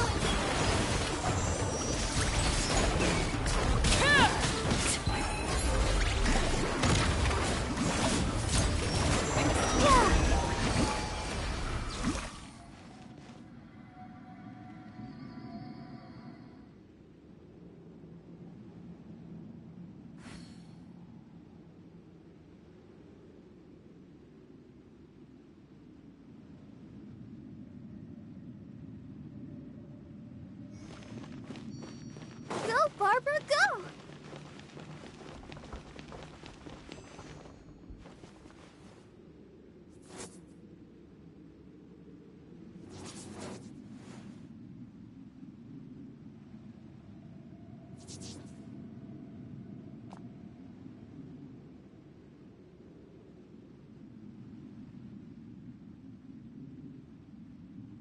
La da da da da da da da da da.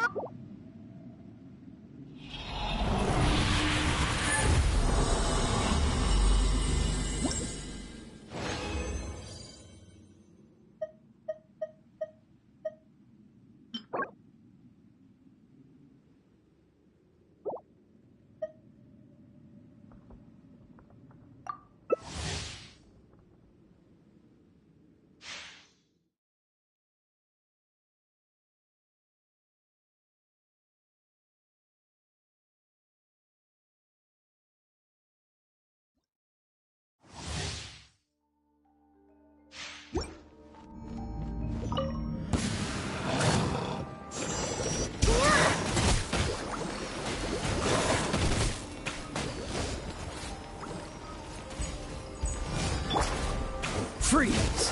This moment will be frozen in time. Dodge! What's the hurry? Ready, steady, go!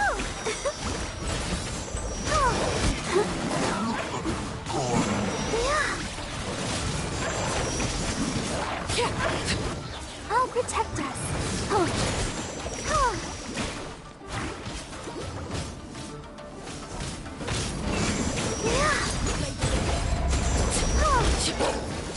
Let the world collide!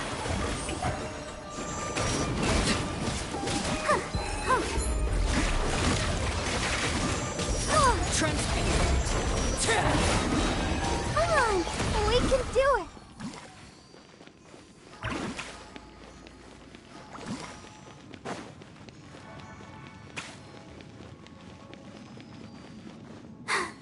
I'm fine.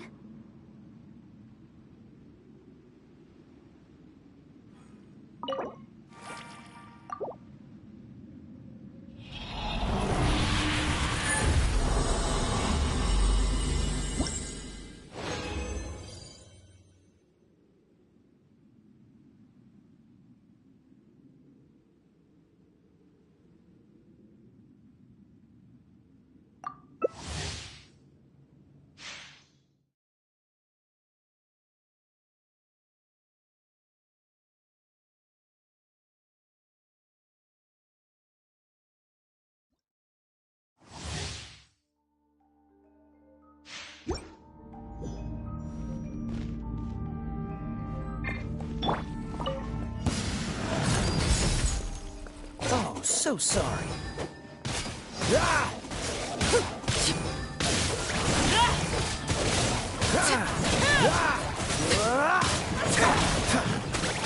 Dodge this! Let the show begin.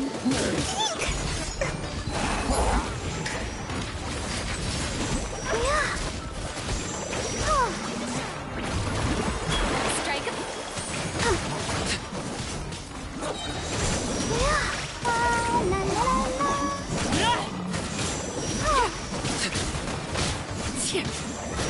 Overruled.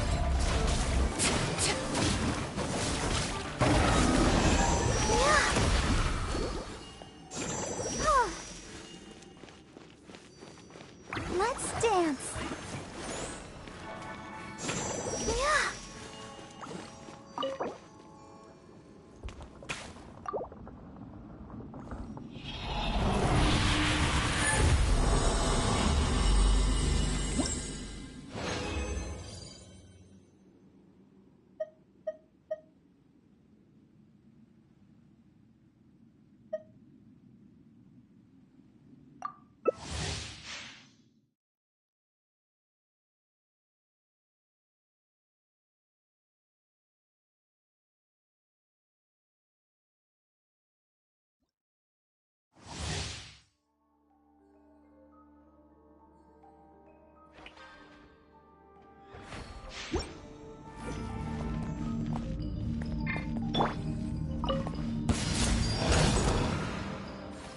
This moment will be frozen and laid bare. Dodge this!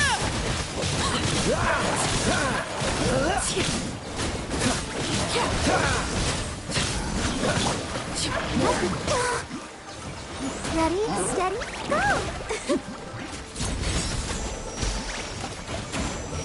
Witness my rise.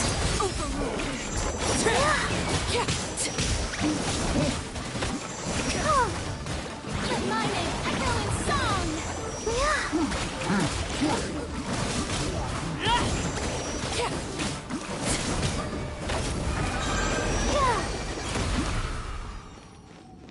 Go, Barbara, go!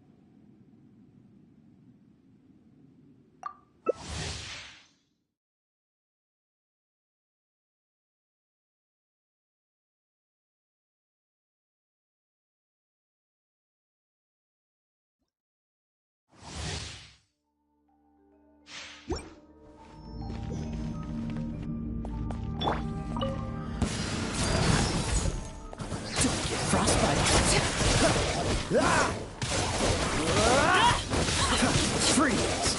This is where transfixed.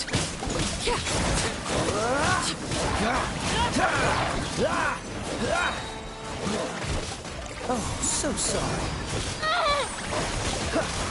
Cool it!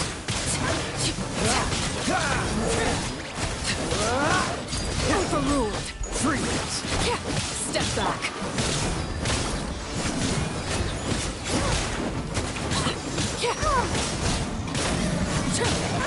Let my name echo in song! Laid bare.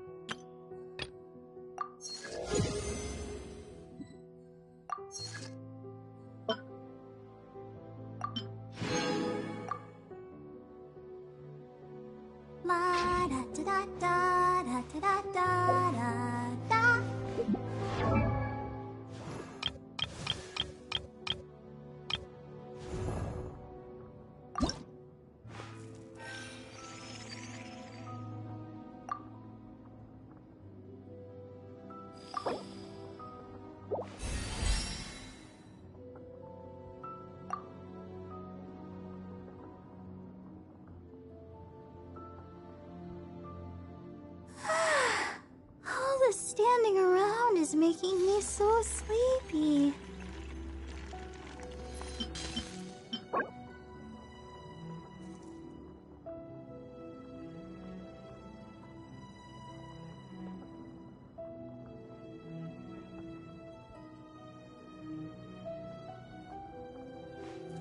I wonder when I'll be as tall as my big sister.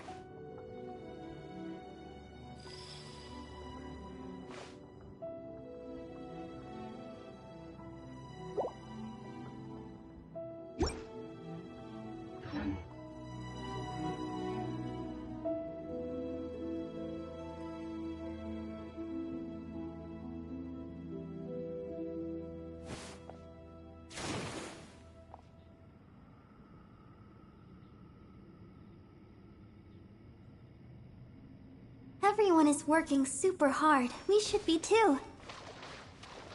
Huh?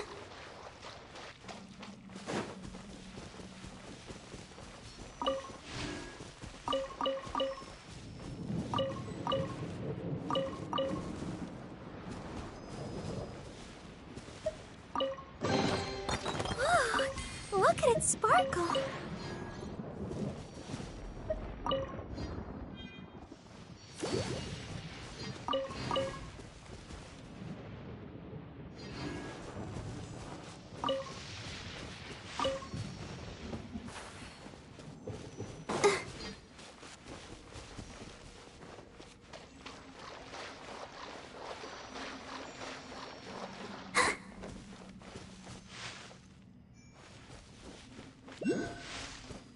Staring into my eyes is ill-advised.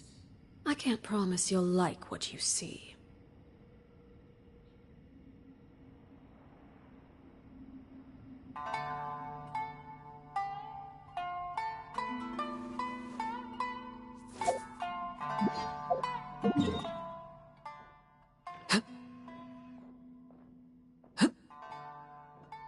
La da da da da da da da da da.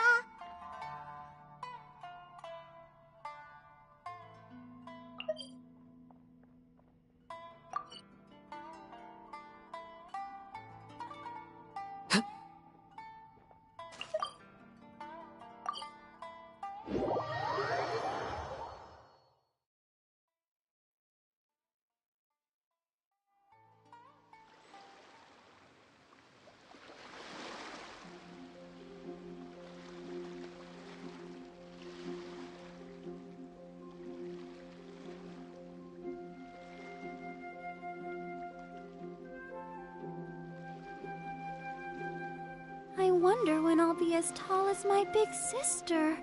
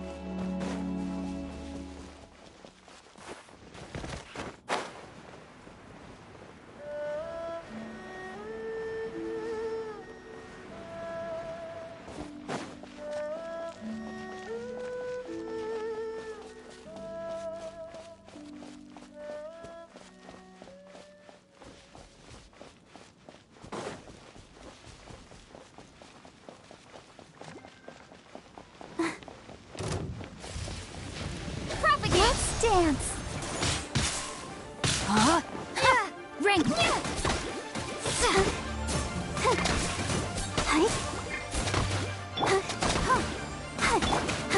Get her!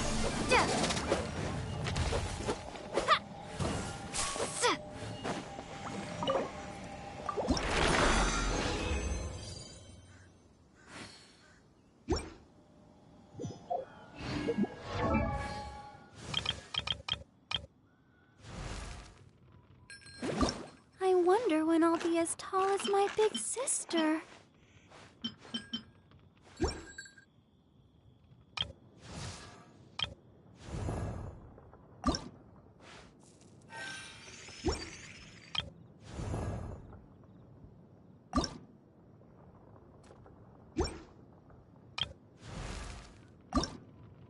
Benny's adventure team, assemble!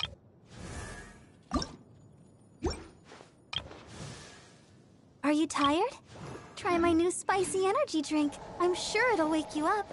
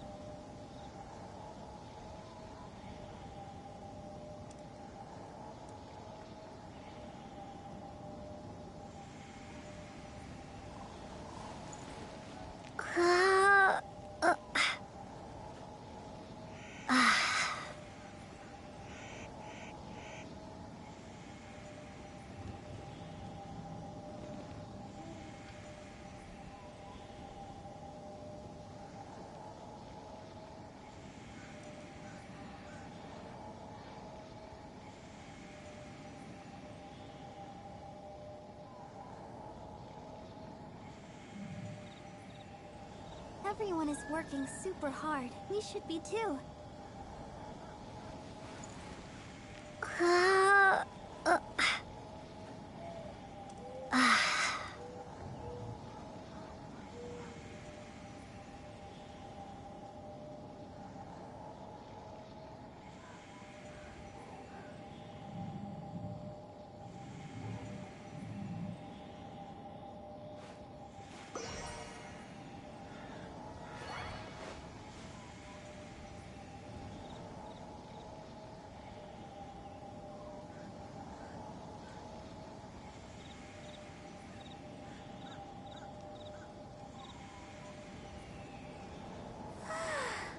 All the standing around is making me so sleepy.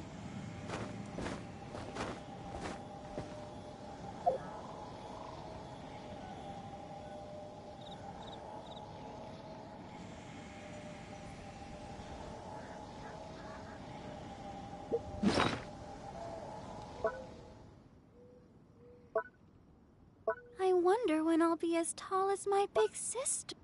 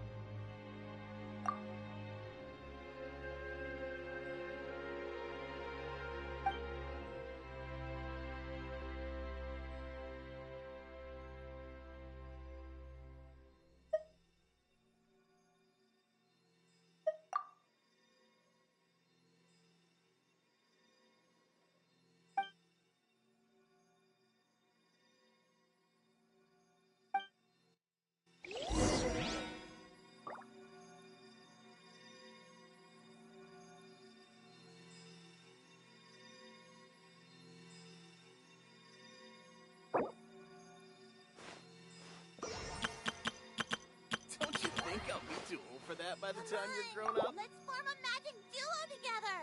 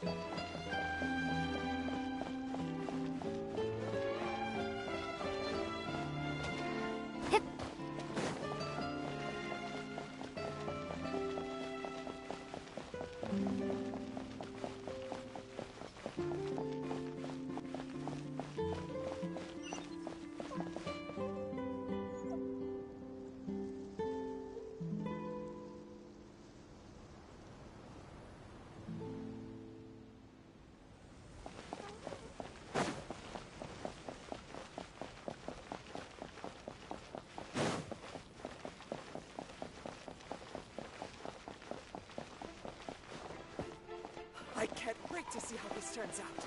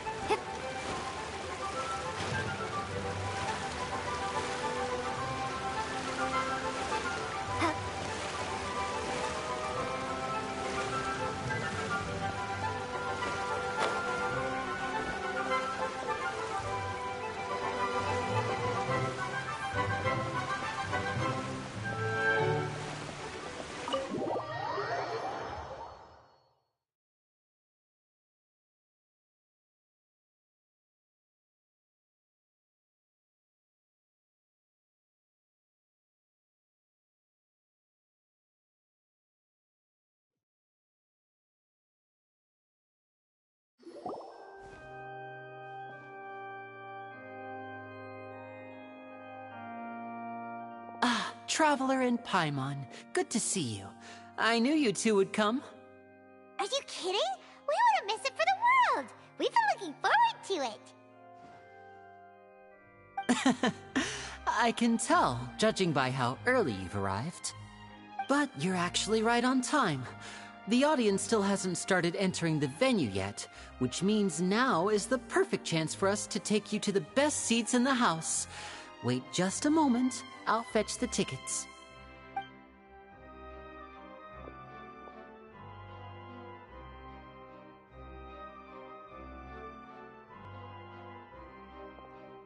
The Opera House has assigned seating, so you always have to make reservations.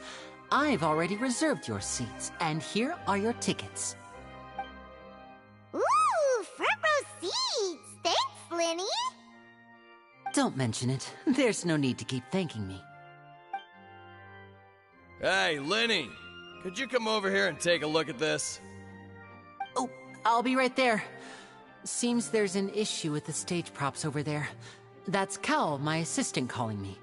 I'll go lend him a hand.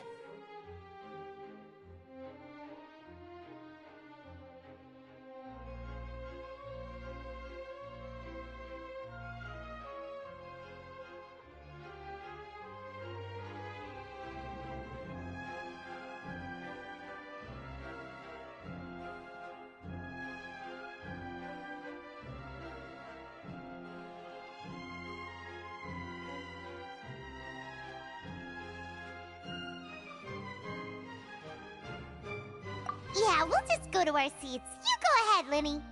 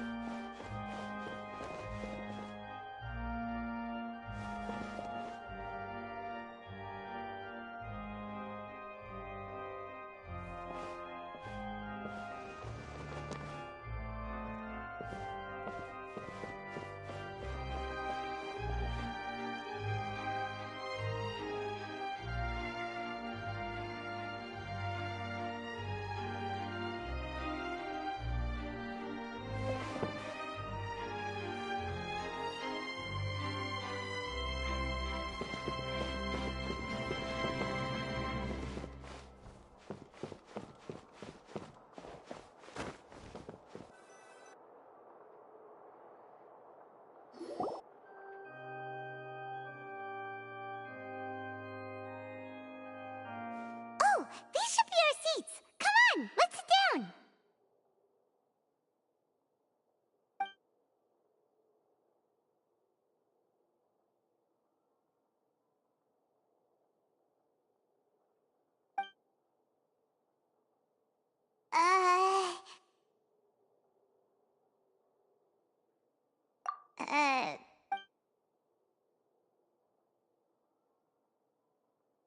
Hey, traveler.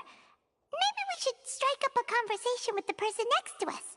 since we're sitting together and the rest of the place is... Ah, you little... Of course you put this on Paimon. Excuse me, I did not realize you felt awkward. I am terribly sorry.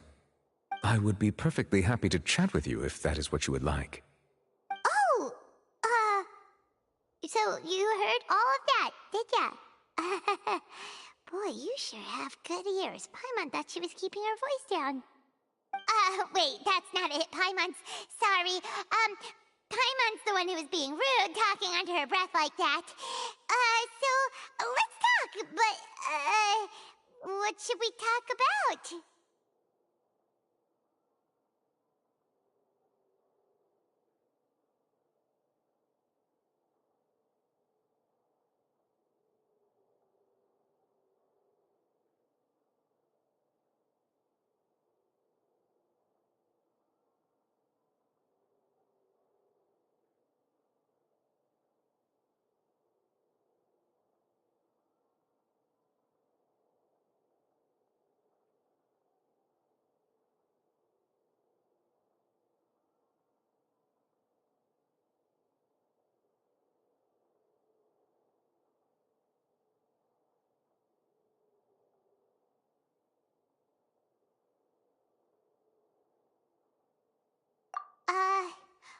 Oh, Paimon's got it.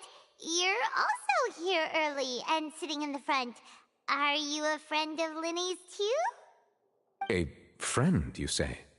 Well, if Mr. Linney would like to be my friend, I would be more than happy to reciprocate. Oh, so you're not friends with Linny then? Oh, this is getting more awkward by the second. Paimon nearly forgot to make her introduction.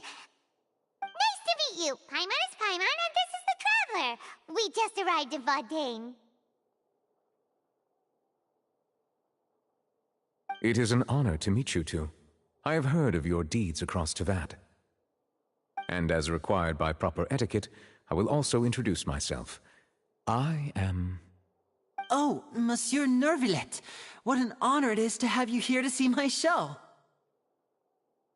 Ah, Mr. Linney. I should say it is in fact an honor for me to see your performance in person. Wait, Nervillet? Could he be... I saw you all chatting just now, but it seems you still don't know who Monsieur Nervillet is. Allow me to introduce you to Fontaine's Chief Justice. That seat is always reserved for him. It wouldn't be too much to say that he's the symbol of justice and honesty here in Fontaine. Whoa! Sorry for being so rude just now. Paimon had no idea you were such an important person. No offense taken. Being Chief Justice is really what I do for work. Nearly every person has their usual reserved seat, so I'm not so special, really. And by the way, I should probably let you know, even though I would prefer not to. There's someone sitting up there in the VIP seats that has been striking a pose for quite a while now. I believe she is trying to give you a most elegant and impressive first impression. So I think you should take notice of her sooner rather than later, otherwise she may become flustered.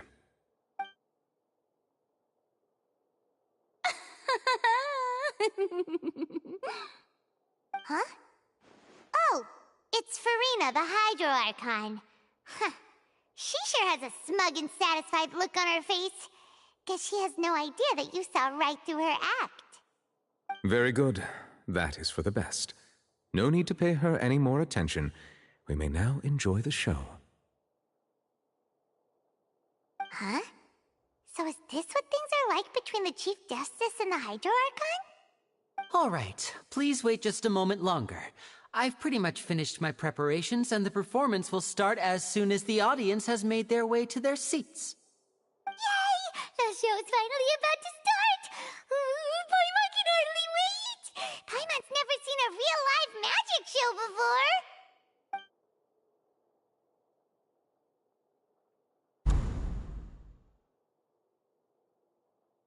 Oh! They're dimming the lights! The show must be starting!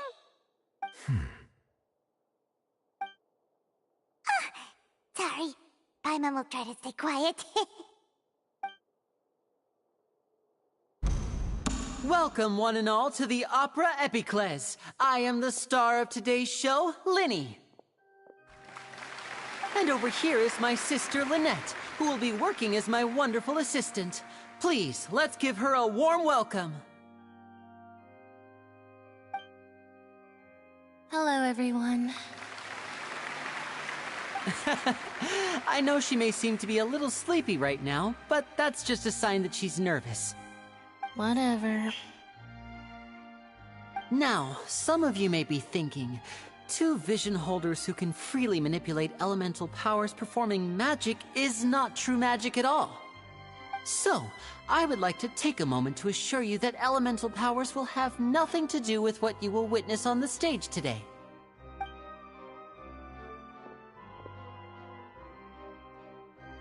Both Lynette and myself have removed our visions for the show. That way, even the gods won't be able to help us. Oh, good point.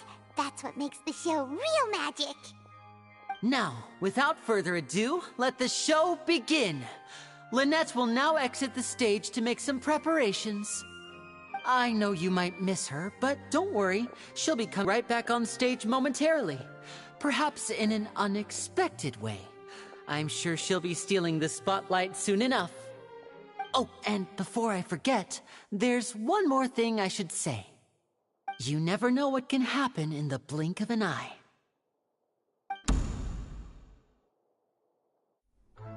A magician's greatest skill is making things disappear or appear. The possibilities are endless.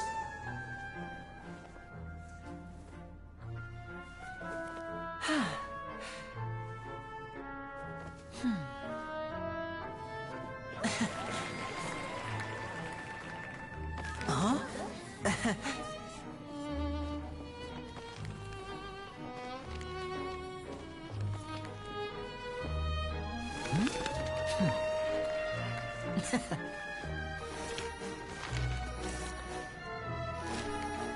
But this isn't what you came for.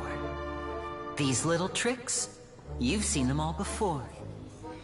So it's time for something truly extraordinary, don't you think? This one's a little tricky.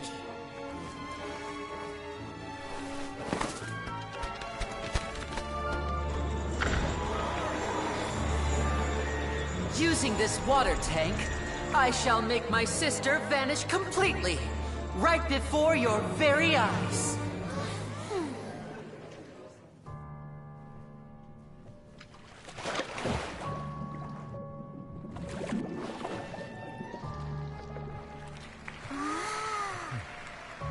It's actually quite simple. She'll just turn into air bubbles and float right out of the top.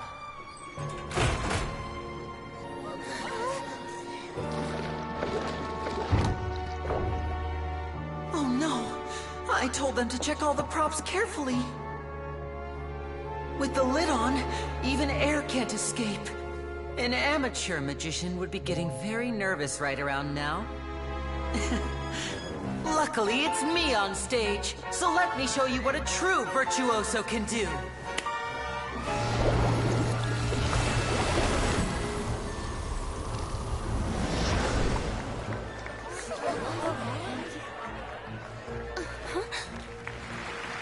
Lynette, are you still there?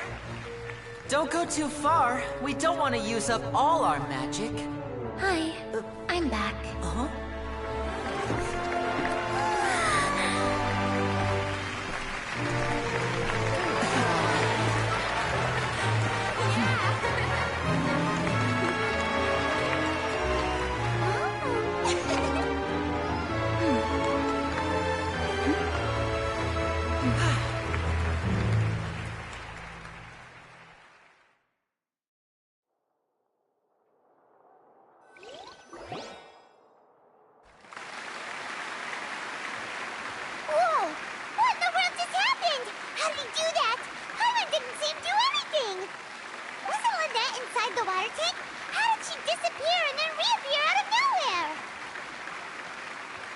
If we could see easily through his tricks, then that would mean that his skills are still lacking.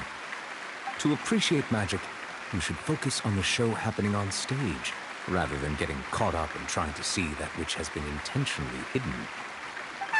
Guess you're right. Paimon couldn't believe her eyes when Lynette reappeared. Amazing! Thank you everyone. I'm glad you enjoyed that performance. But our magical journey has only just begun. I've prepared even more astonishing surprises for everyone here. The magic of transformation and disappearance can go far beyond what you've just seen. I'm sure many of you are thinking that escaping the water tank was impressive enough, but Lynette is still my assistant after all. In which case, I have ample time to make all necessary preparations. So, for my next trick, I will require the participation of one lucky audience member. Please, if my assistants could bring out the magical boxes now. There are 2 boxes, and only 2 boxes. One is here, and one is there in the aisle among the audience. I'm sure many of our clever audience members have already guessed our next magic trick. A swap! Our lucky audience member and I will each enter a magic box. After 1 minute, we will each emerge from the opposite box. Now please, everyone pay very close attention to the box you see here. Don't give me any chance to make a move. Wow! How's he gonna do this? Hey, do you think this is all magic tricks, or does Lenny have actual superpowers?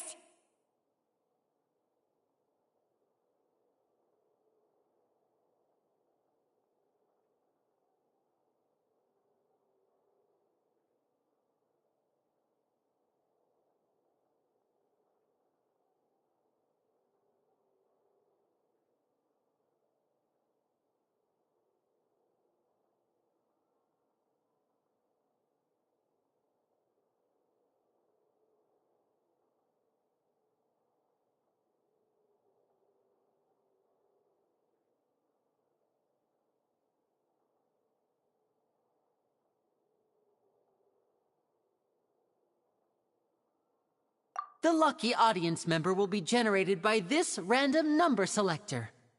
It selects numbers entirely at random. Even I don't know who will be chosen to participate. Now then, let's begin. Let me see. Oh, row 7, seat 3. Congratulations! You now have the chance to experience magic firsthand for an entire minute. Please, come forward. My assistant will take you beside the magic box. I'm sorry, it might be a little cramped inside, but no need to feel nervous. We've carefully arranged everything for you to be as comfortable as possible. You don't need to do anything, but no matter what strange things may happen, don't come out of the box.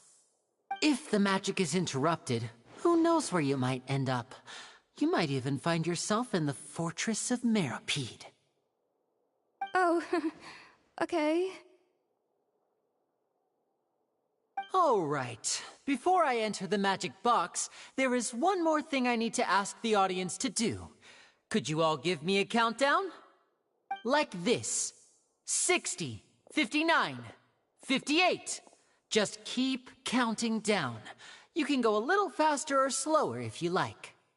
I won't be able to see anything in the pitch-black box, so I'll be relying on your voices to know when time is up. Oh, and no tricks now. If you quickly count from 60 in just 30 seconds, then I'll be in a tough spot. Ooh! Paimon kinda wants to count faster after hearing him say that!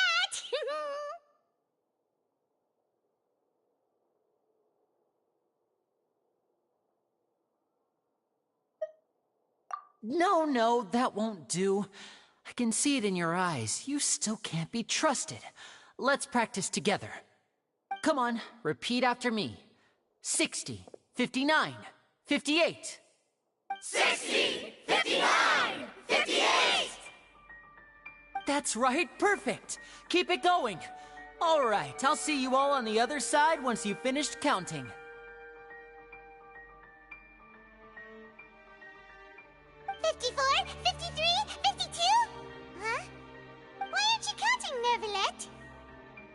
I am counting in my head. I think things are exciting enough in here as it is. Merely a consequence of my identity and personality.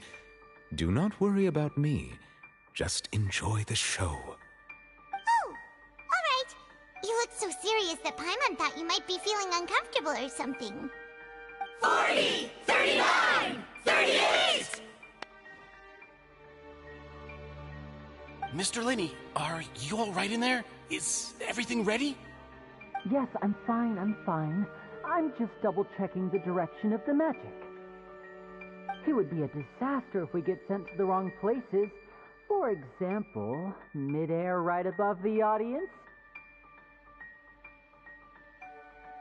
Even though he's saying that, Lenny doesn't seem nervous at all.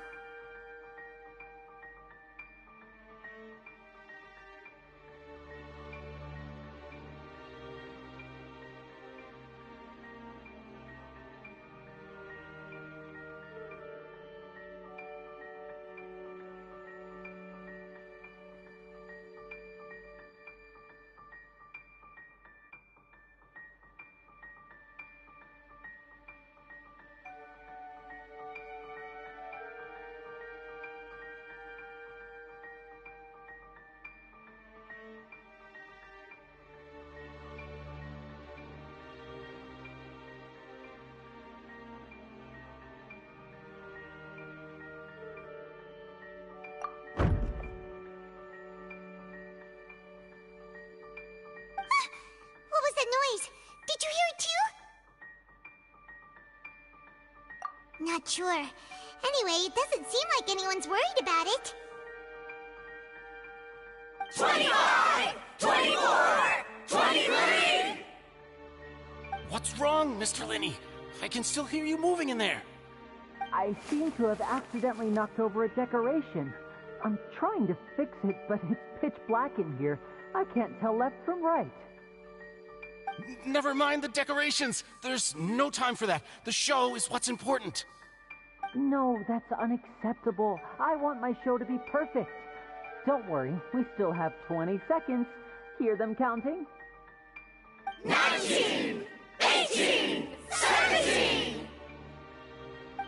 It seems things aren't quite going as planned. I apologize, everyone. It feels like you're all starting to count faster, but that's all right. I know it can be tiring to do such a long countdown. 10 seconds and change is still plenty of time. 10!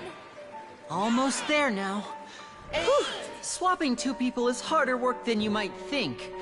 Even a master magician like me can't guarantee I'll get it right the first time. Hey, wait! Is this the back one? I can't tell. They both look the same side. Huh? Nope, that's not it. I'll try again. 7! Hey, slow down! Honestly! 5! 4! 3! Whoops! That doesn't count! 0!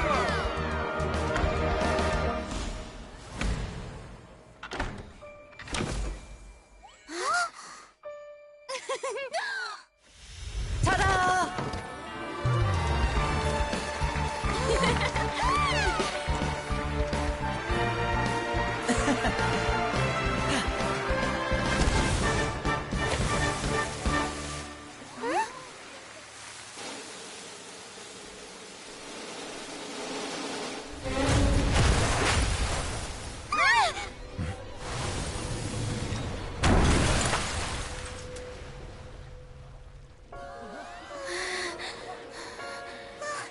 What happened?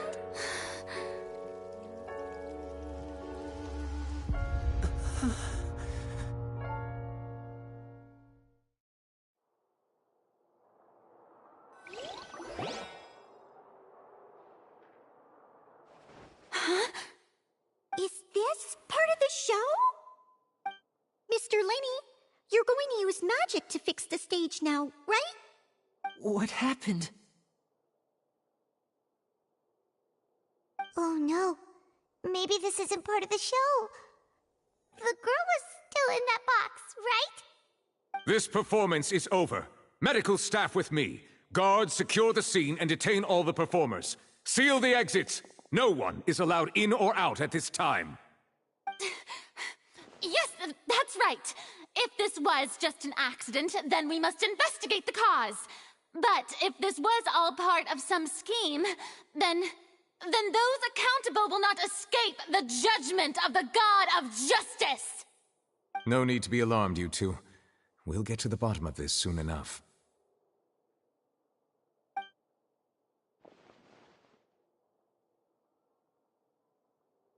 Unfortunately, the person who is in the magic box has been pronounced dead. His name was Cowell, one of the assistants in Linny's magic troupe. Apparently, the fireworks on stage ignited the ropes that were suspending the water tank, which then caused the tank to fall onto the stage. As of now, we are still not sure why we found Cowell in the box, rather than the guest from the audience. And after an initial search of the area, the guards have confirmed that the girl is nowhere to be found. It appears that this incident was not merely some mishap with the performance. And there are many indications that it is connected with the case of the serial disappearances of young women. The serial disappearances case? That's the case that Charlotte mentioned before!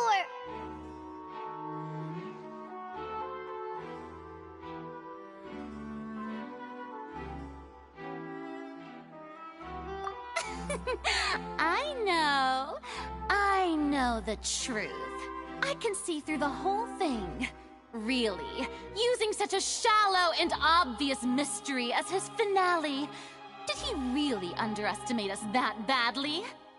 I say that our powerful magician, Mr. Linny, is now the prime suspect for the serial disappearances case. Huh? Why me? This whole thing was an accident. No, this all occurred during your magic show, did it not?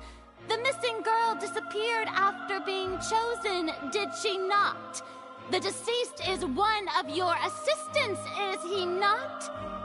Now that I think about it, that whole speech about magicians making things disappear was nothing more than a provocation, a bald-faced challenge. That can't be right! How can Linny do this?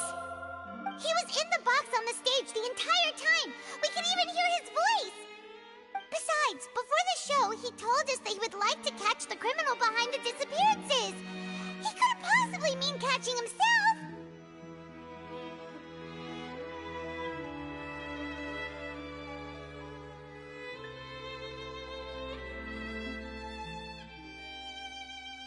Save discussion for a later time, please. Lady Farina, may I assume that your comments just now constitute an accusation against Mr. Linny and his associates, and that you are pressing charges? Huh?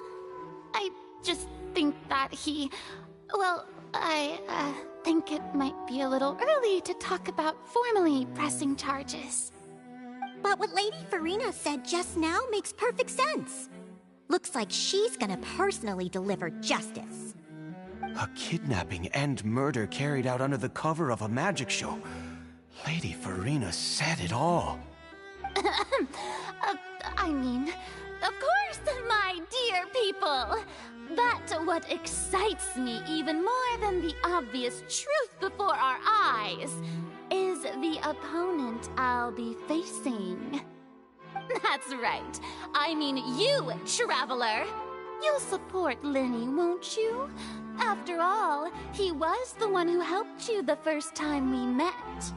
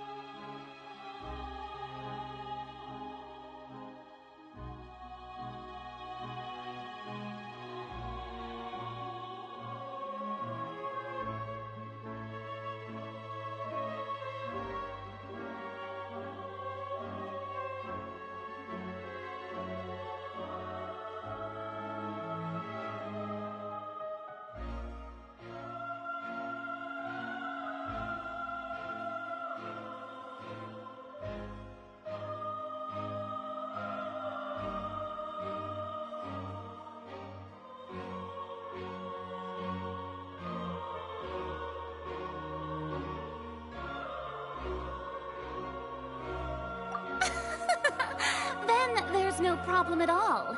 You know, the Traveler and I already had a duel the first time we met. But with Linny's help, our little duel ended in a draw. But draws really are the most boring possible outcome. So, no more draws. Between the two of us, there must be a clear winner and loser. And what better place to hold such a riveting showdown and decide the true victor than here, on the grandest of stages, the Opera Epiclese.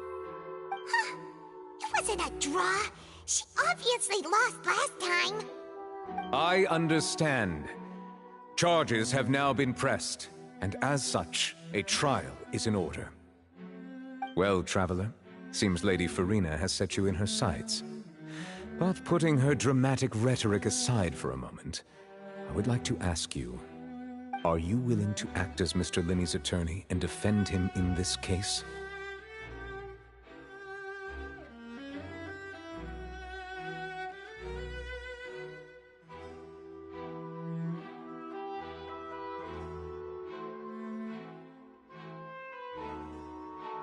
Very well.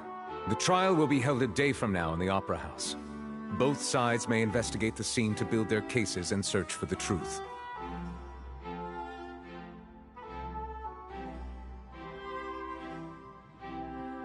Linny and his troupe are all potential suspects and shall remain within the Opera House. The audience may begin to leave in an orderly fashion once they've been cleared by the guards. A day isn't that long. Let's see what kind of case this big-shot Outlander can build in such a short amount of time. I'm really quite looking forward to hearing it.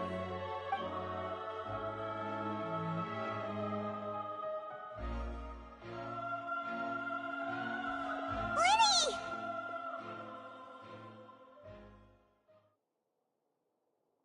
Sorry about everything that happened just now. Were you frightened? Of course! Who wouldn't be scared after witnessing an accident like that? Yeah, I'm a little shaken up myself. How could this happen? And poor Cal. I know you already claimed that you would defend me, but now it's just us talking. Tell me, do you think I could possibly be the murderer?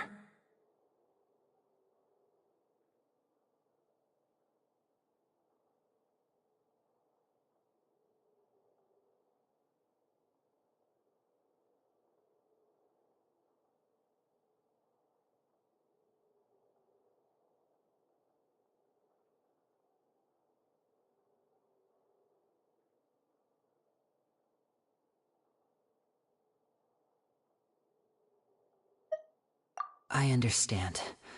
Even I'm not sure what happened, so I can only imagine how difficult it is for you to grasp the situation. I'm sure everyone sees me as the biggest suspect at this point. But, if you ask me, the whole thing is mysteries layered upon mysteries, such that all that's left is confusion. I don't know whether what happened there on the stage was purely an accident or not, and I don't know why poor Cal was in the box. As for how that girl chosen from the audience could suddenly disappear, I'm afraid I don't have any answers either. If someone tampered with my performance, then we need to figure out what they did. Even a skilled and knowledgeable magician like myself couldn't pull all that off in just 1 minute.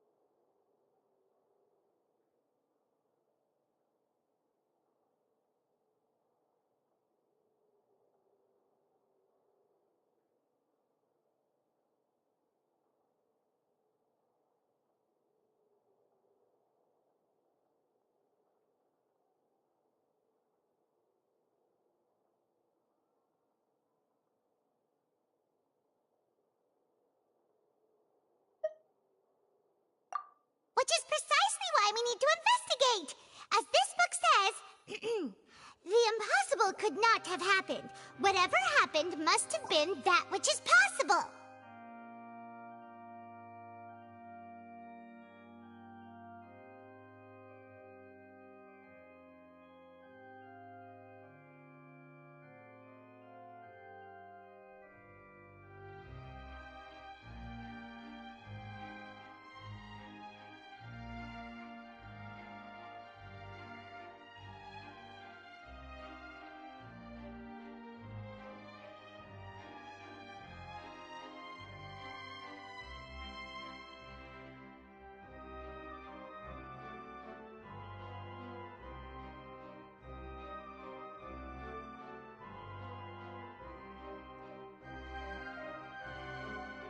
Paimon bought them when we were reading at the bookshop in the city earlier. Pretty cool, huh? Don't worry, Paimon used her own savings to buy them. It wasn't from our travel funds. I think they look cute on you, Paimon. You have good taste, Lynette. That's the right attitude. Feeling depressed isn't going to help me now. I need to get back to my normal self. But with the guards watching our every move, it's going to be especially difficult for Ned and I to prove our own innocence. Good thing you agreed to be our attorneys. Thanks for that. We'll be counting on you. Yes, thank you so much.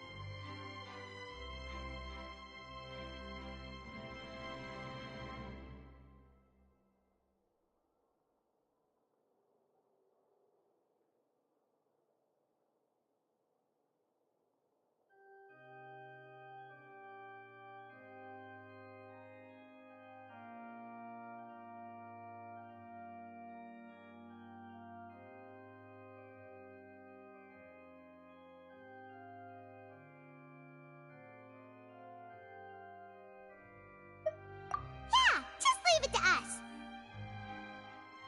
Oh, since we're going to start investigating, Paimon has a question first.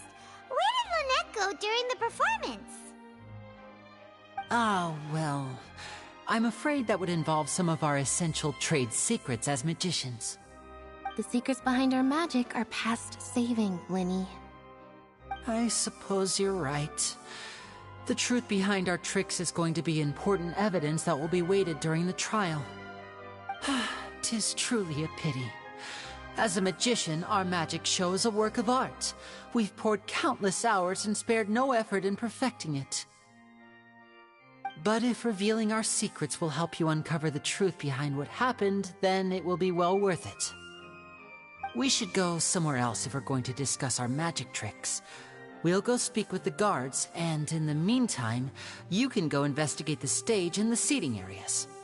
Alright, let's go have a look while the investigation teams are still here. Detective Paimon is on the case!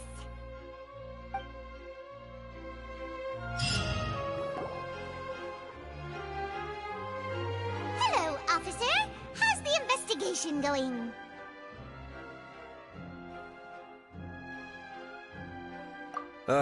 I see. You must be the traveler that Lady Farina mentioned. Listen, I'll be perfectly honest with you. I'd avoid getting mixed up in this whirlpool of a mess if I were you. Huh? What do you mean? Come with me and you'll see. The deceased is one of Linny's assistants, named Cal. Even though he hadn't joined the troupe long, he was hardworking and everyone generally liked him. The assistants are usually in charge of setting up and inspecting the props, as well as assisting with the show and keeping the crowd engaged. As you probably saw when you were in the audience, the water tank suddenly fell and smashed the box with Cowl inside it.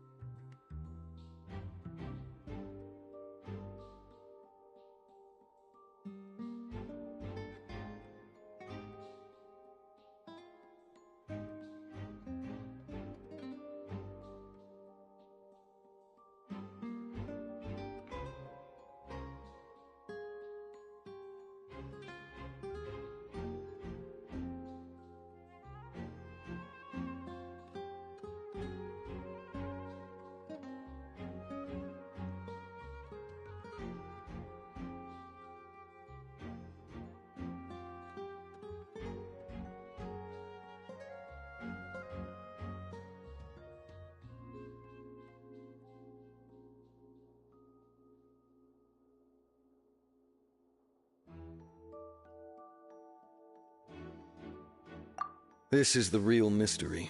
We've already searched the scene and were unable to find any traces of the girl. However, if you look carefully, the box was positioned directly under the water tank. The ropes holding the tank were then burned by the pyrotechnics on stage, causing them to snap. All these factors lining up so perfectly makes it hard to see this as a mere accident. If anything, the more logical explanation is that the whole incident was intentionally planned, and Linny is the most likely person to have access to all these areas. But he doesn't have a motive! Are you both good friends of his? Well, you can't say we're good friends, but we've known each other for a little while. So in just a short time, he was not only able to win your trust, but even convince you to act as his attorneys. I know there's no such thing as magic. The real trick of a magician is holding the audience in the palm of their hand. I've seen a lot of cases, and I can tell you that people are the least reliable kind of evidence.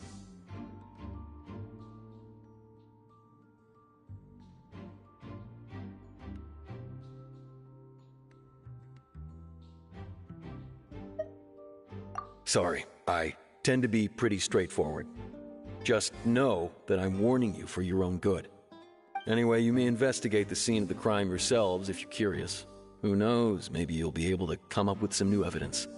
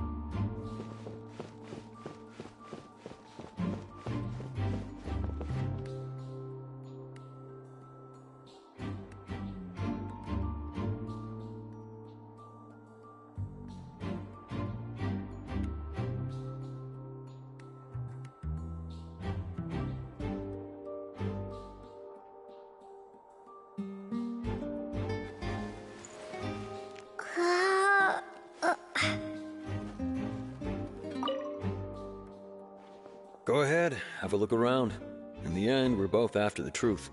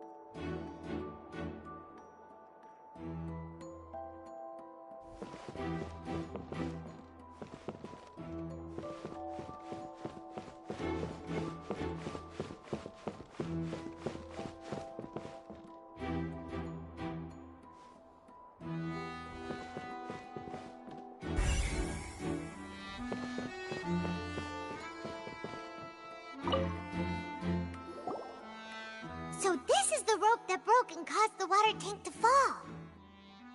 The rope looks pretty durable. How can it be burned through so quickly by fireworks? Why are you suddenly so serious, Traveler?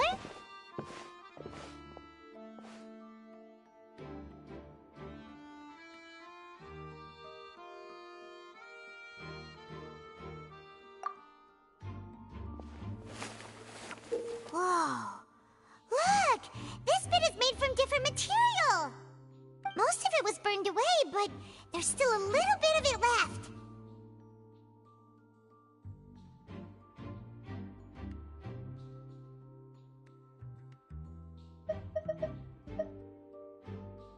Huh. So if a rope meant to hold something was made with that kind of material in it, then that means... Wait! Why don't you write all this down? Let's take notes!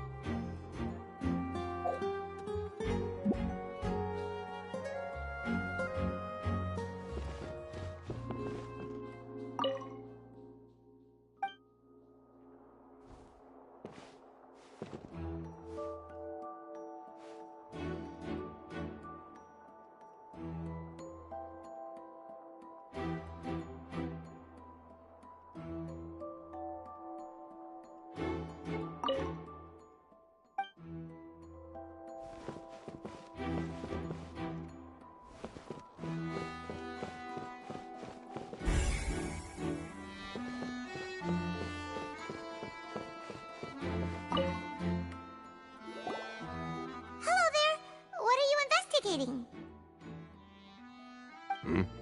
Oh, this location has also been cordoned off because the Magic Troop members are currently considered prime suspects. The investigation team is still collecting evidence. The seats were all booked in advance, so we were able to deduce the missing woman's identity by checking the guest list.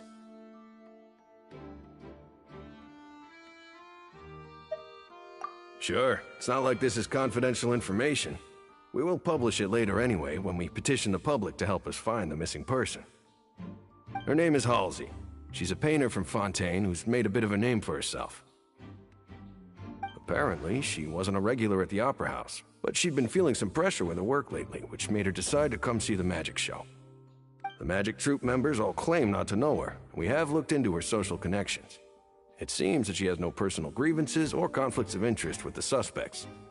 Simply put, she wasn't related to the Magic Troop at all, which matches the features of the previous serial disappearances.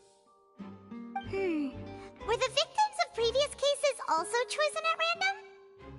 That's how it seems to us, in any case.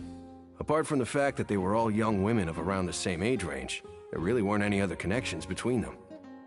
Okay then.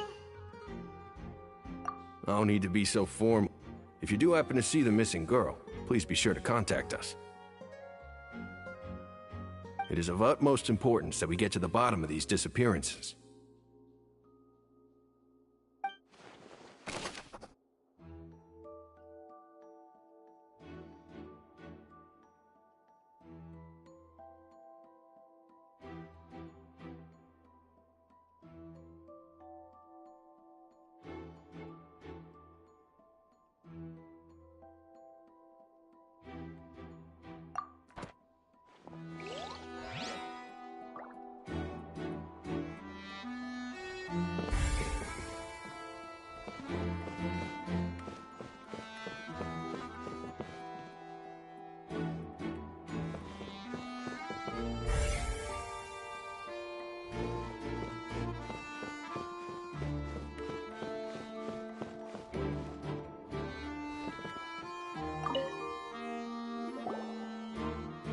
The investigation team has some new findings.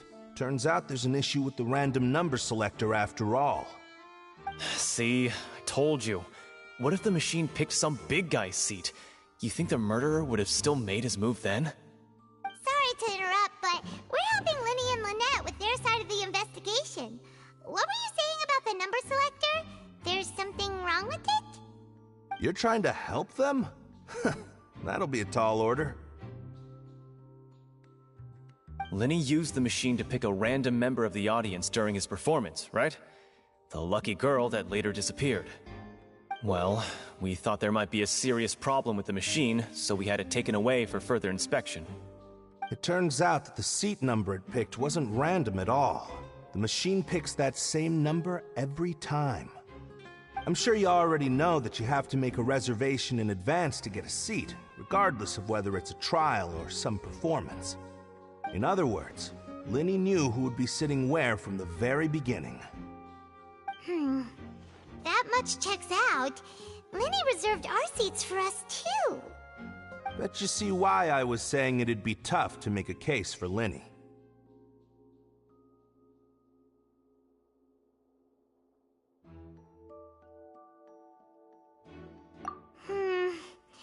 Even though it's bad for Linny's case, Paimon had better write it down.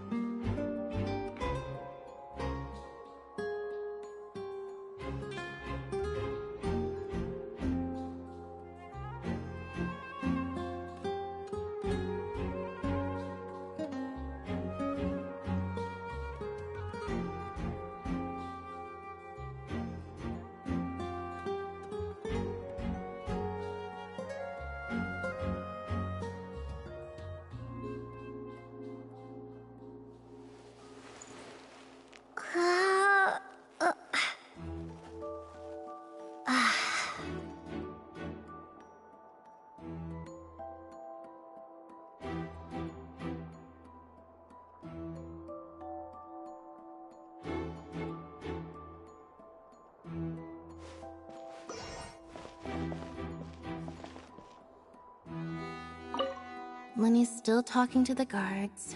It seems he'll have a lot of explaining to do. I think someone will be assigned to monitor us later, but that's alright. Lenny's still talking to the guard. I think someone will be... Lenny's still talking to the guard. I think someone...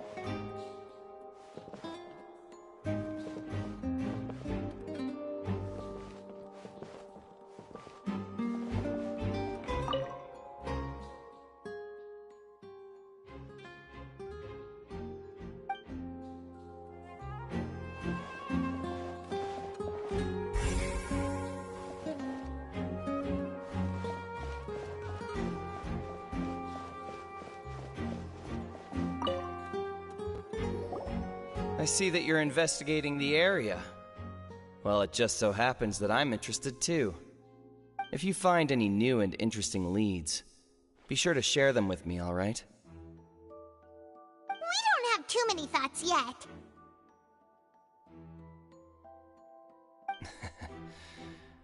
Then why don't I tell you my hypothesis first? The way I see it. And I'll start it with that loud thud. The thud? Oh, you mean the sound that happened during the countdown? Yes, exactly. It wasn't terribly loud, but I suspect that most people heard it. It's just that everyone was awaiting the results of Lenny's trick with bated breath, so no one paid it much mind. But now that the incident has happened, the thud has become an important clue. That makes sense. So, what do you make of it? I'm of the opinion that it may have been the sound of Lenny's accomplice. Lynette, perhaps. Jumping atop the water tank, or something like that. And when the pyrotechnics went off, she cut the rope, sending the water tank crashing down. But wasn't the noise we heard too loud for that? Perhaps the balance wasn't right, leading to a particularly rough landing. Oh, that's true. I suppose I must reconsider. That does remind Paimon.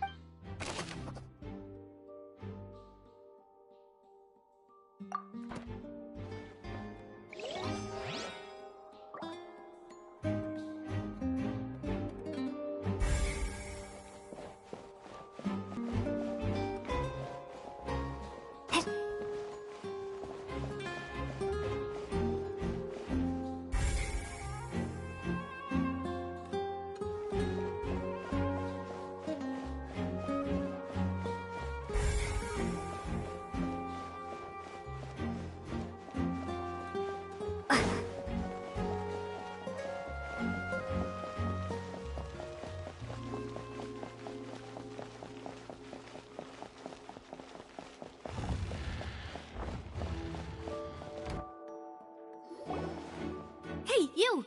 Yes, both of you! Over here! I've been keeping an eye on you for a while now.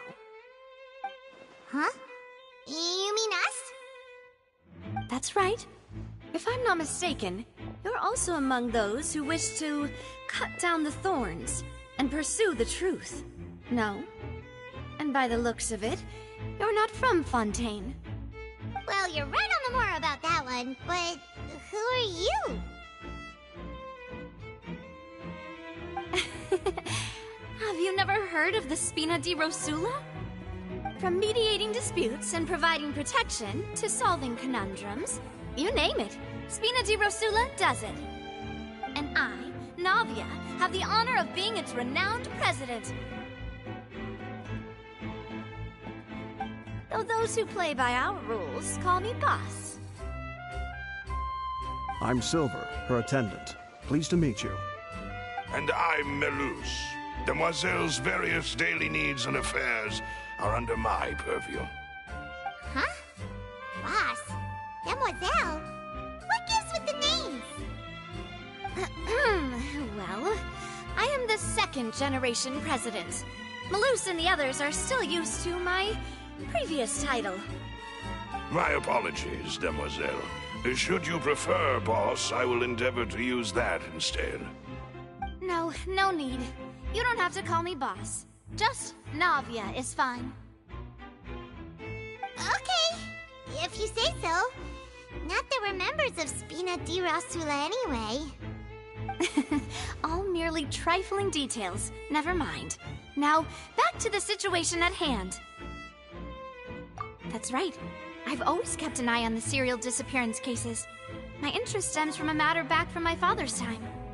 Judging from the look of things, I find Linny an unlikely mastermind. Really? We think so too! That's why we're looking for clues now. But how did you come to that conclusion? Intuition, naturally. My unparalleled intuition. Farina sure was quick to point the finger at Linny without any decisive evidence whatsoever, wasn't she? But that's not uncommon for her. If you remember, the Justice had to interrupt her and ask if she was pressing charges just to keep her from getting carried away. Anyway, a trial begins the moment someone levels charges. And, of course, there was no way Farina was going to back down in that situation. Sounds more like you just don't trust the Hydro Archon. Well, what's your opinion? I must admit that she can be interesting at times, but liking her doesn't mean that I'll blindly agree with her. All right, I've answered your question. Now, it's time you answer mine. Wait a minute! Did that answer count? Well, I say it does.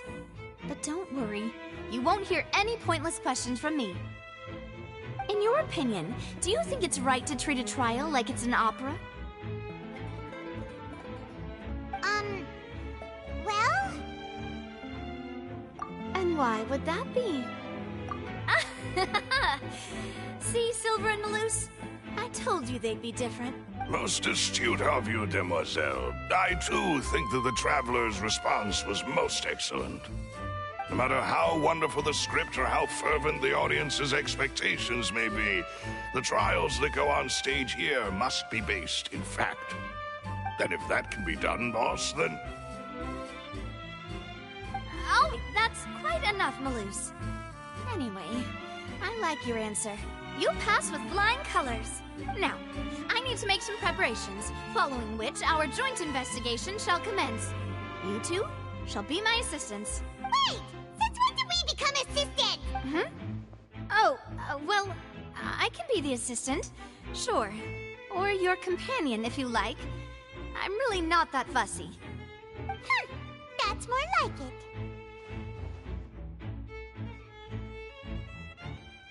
Far be it from me to brag, but I believe that Demoiselle's intuition will be instrumental in uncovering the truth. You wish to save a friend from false accusations, and we wish to unravel the disappearances. In this sense, our goals are aligned. You have a point. Huh. You're quite the talker, aren't you, mister? And what about you over there? What do you think? You seem like you've got something on your mind. I have nothing to add. Oh, alrighty then. We'll be making some preparations first. Just be sure to let us know if they start revealing Linny's tricks.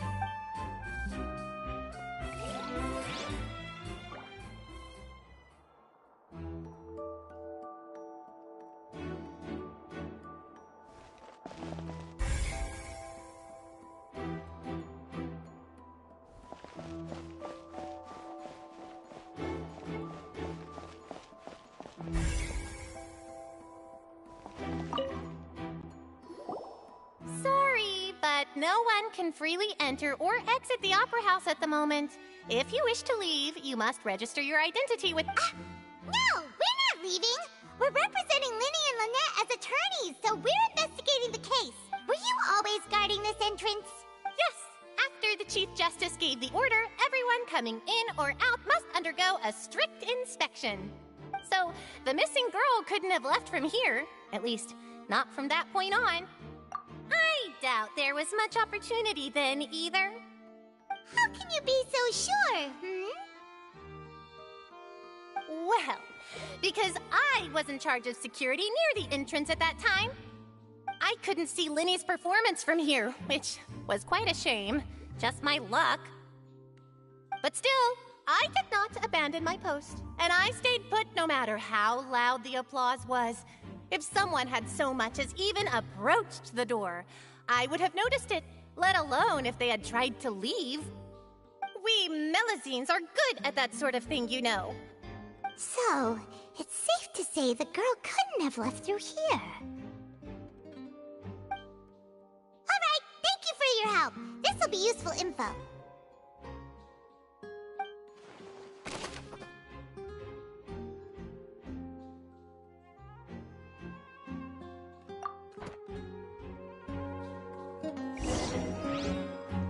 We've checked everything of note here at the performance venue. Paimon wonders how Linny's discussion with the guards is going. Let's go see, shall we? Ooh, things are getting interesting, huh? We're about to see how magic is made.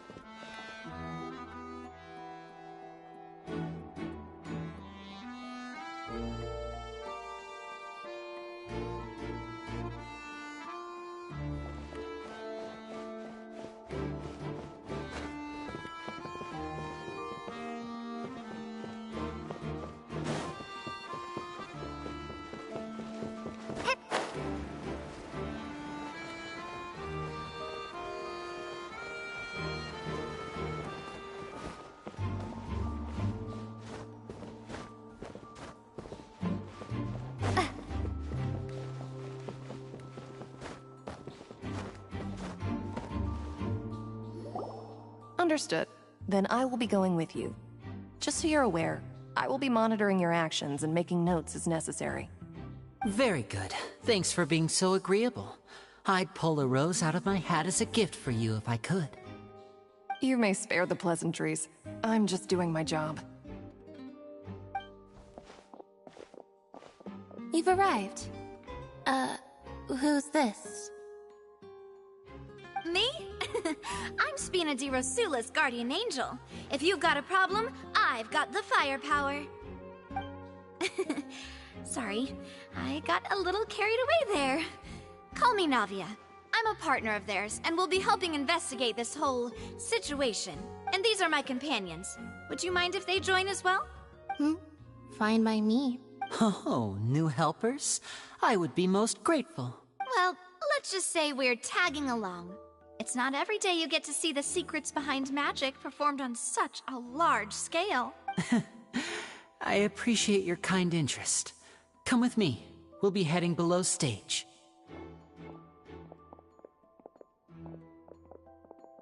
Huh? Below stage? Yes, a world of secrets is hidden beneath this magic box, prepared specifically for this switcheroo trick. But before I reveal everything, you should have a look first. Notice anything strange here?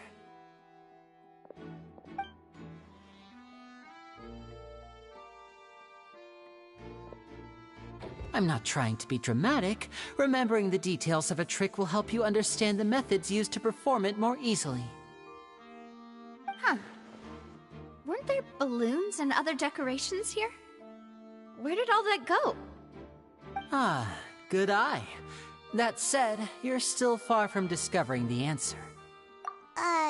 The back? You mean the inside of the door? What's different about it? Paimon didn't notice anything. Very good indeed. I thought you might not be able to catch that, given that you were sitting in the first row. The back of this door was patterned. Those patterns are now gone, replaced by a smooth wooden board.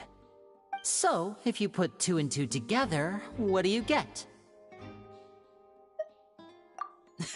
Exactly. All right, let's go. I'll tell you how it works as we head down.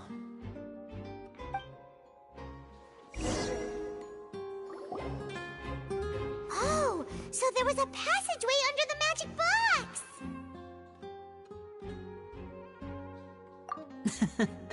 I knew you'd figure out most of it as soon as you saw this place. The 2 magic boxes are positioned right above the 2 entrances of the tunnel. See this flatbed trolley? The box with the lucky audience member in it would be shuttled over to the other side using the trolley. This trolley can raise and lower and even rotate, ensuring that the box will face in the right direction. I see. So that's the purpose of the box inside another box. Precisely. The inner box would descend after the audience member was put inside and be moved along the trolley, all while the outer box would remain on stage as if nothing had ever changed. So that's how you did it! Once the box was lowered, the trolley would store some energy through this device here, with which it would complete the rest of the steps. The audience member would only be able to feel some slight movements in the dark, and by the time she walked out, she would already be back on stage. Right! You were talking that whole time, and you even came out for a moment near the end! Ah, yes. A phonograph operated by Lynette was used to achieve that effect. My assistant and I had already scripted our conversation beforehand. When the countdown began, I had already gone to the opposite box via a tunnel using that ladder. And what about Lynette? Where was she? I was in the mezzanine space in the back of the box. Oh, interesting! That's how we were able to coordinate Linny's lines with the assistant. And, by the way, I was the one who walked out of the box at the end. I mean, we are twins. All it takes is a change of clothes and no one can tell who's who. And that's my favorite part of this trick. Only Lynette and I can perform it. So that's how it all worked! Wow! Every detail you revealed was more amazing than the last! Lynette would briefly walk out of the box and then go back in, jumping into the tunnel and escaping before the box on the trolley could finish ascending. And then I walk out of the other box in the audience area, and the trick would be complete. The operative word here being would. But as you saw, Cal was in the box, not our audience member. She, on the other hand, mysteriously vanished. We really don't know how that happened.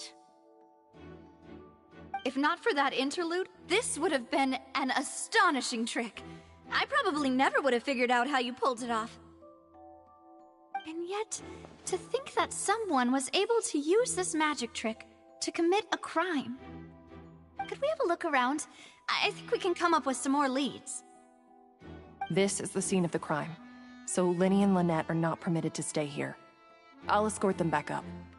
Yes, of course. No need to be so strict now. I won't disappear into thin air, you know. Thanks, everyone. We're counting on you.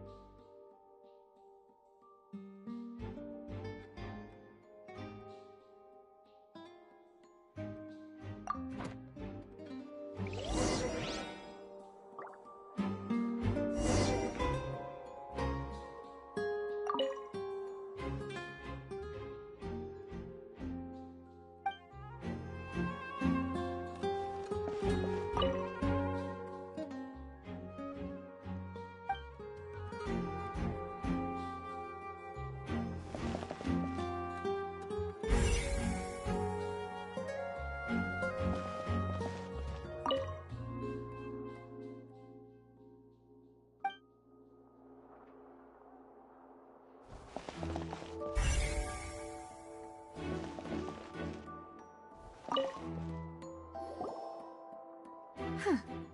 What's this? Looks like a hook tied to the end of a rope.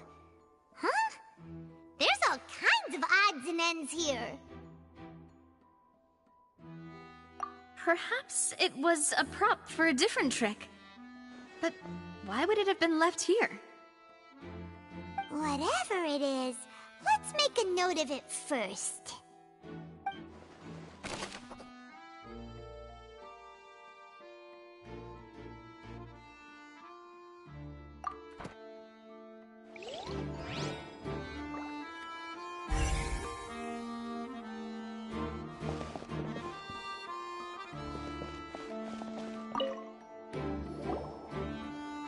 The floor is wet. Please be careful not to slip.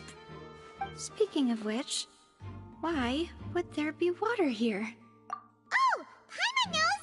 It's one of those tricks where you pour water into a jug and then flip the jug over only for the water to disappear? And here's a broken vase! Huh.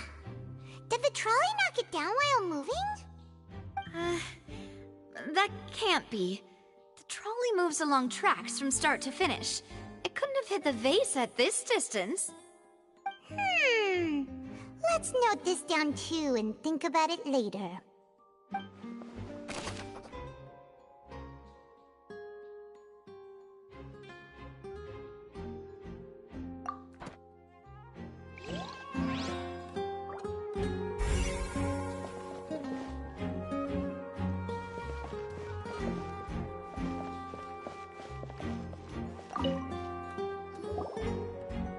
Oh, these are the clothes that the lady chosen from the audience was wearing, right? Her clothes are here, but she's nowhere to be found. Right. And do you really need to do that if you're kidnapping them? Ugh, this is so confusing. Paimon doesn't want to be a detective anymore.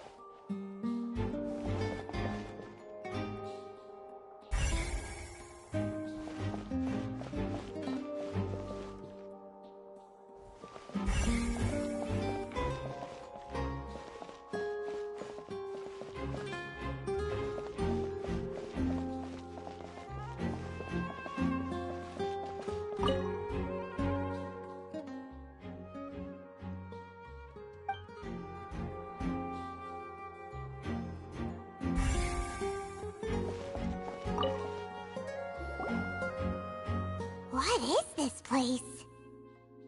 It seems someone could fit through here. Huh. Could this have been the suspect's escape route? Alone, perhaps. But if they had to pull another person with them, the space would be too narrow. But there are no other ways in or out of here. Oh, you're right! Let Paimon write that down.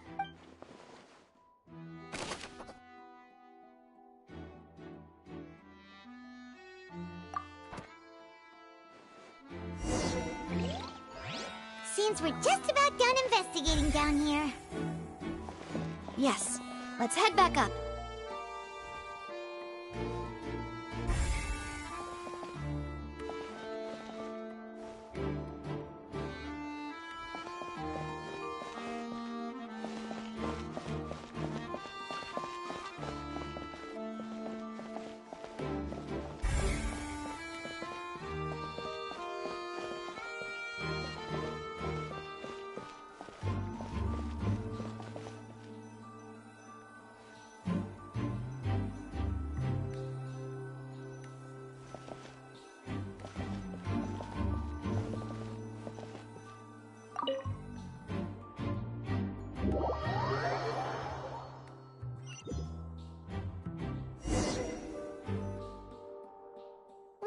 we've ascertained the state of the crime scene. Let's find a place to sort out our findings once Malus returns. It seems to me that there are several things that don't add up here. Apologies for the wait, demoiselle. So, what did the guards say? Did the criminal escape through the vent? They believe the odds of that are very low, since the vent leads to the Opera House's basement. The guards have checked the area carefully. No one left through the basement during the performance or after the incident, and no one was found hiding there. So the tunnels become like a secret chamber then! You know, like the kind you usually see in novels!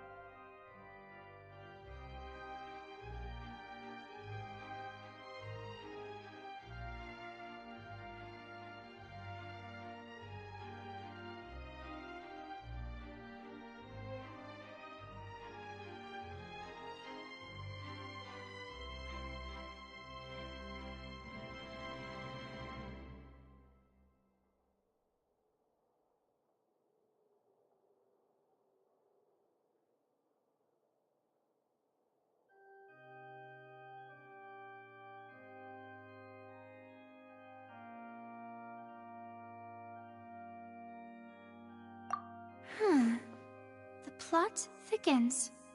Halsey's disappearance and Cowell's death are both quite inexplicable.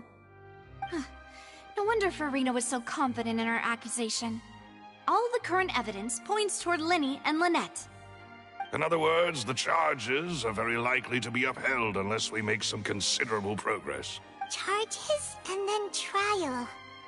So if the charges are upheld, they'll announce a sentence? That's right. This is how a trial goes in the Opera House.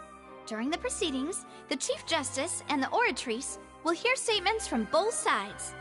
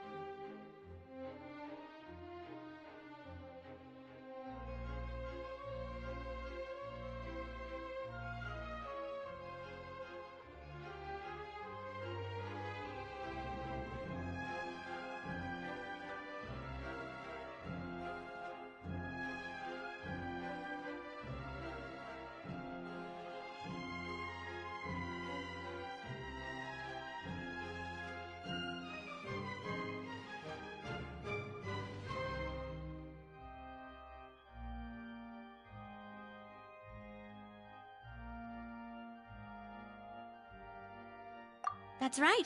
This is how indemnitium is produced. The statements from both sides, the defenses from attorneys, witness testimonies, and even the audience's emotions will all be projected on the Oratrice. To put it simply, it's as if the Oratrice has its own will, and is a judge in its own right. This also precludes any kind of favoritism on the part of the Chief Justice. And not that this has ever happened anyway.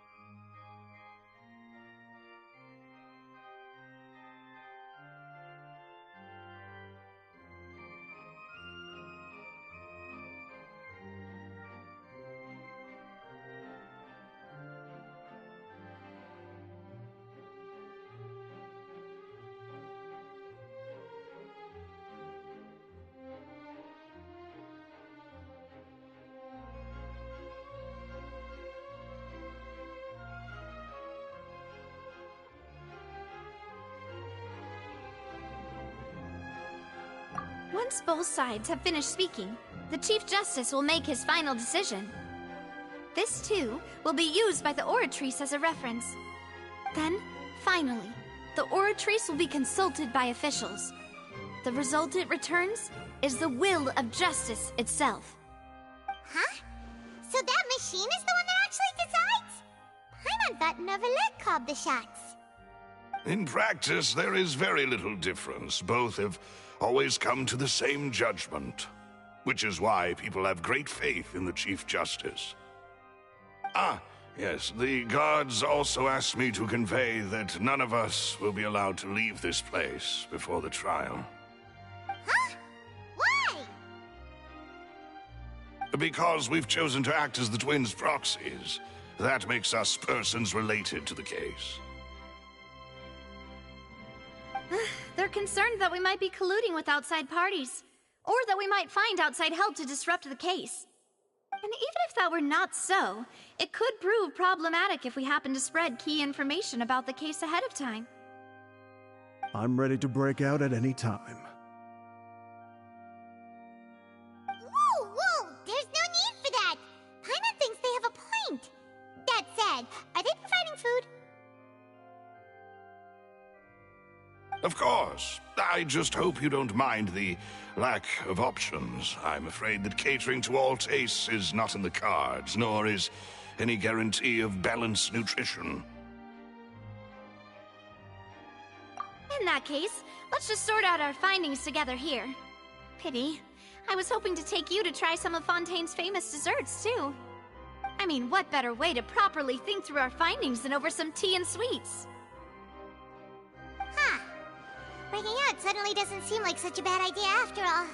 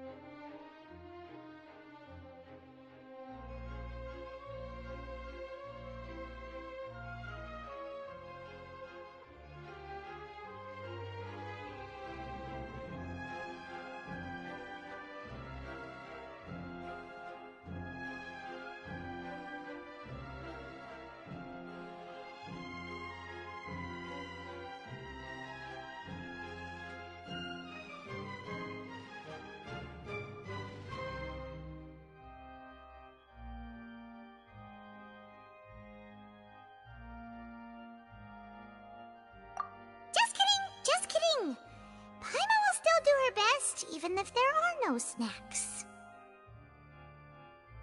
What do you mean, no snacks? Of course we'll have snacks. If we cannot buy some, then we'll simply make some.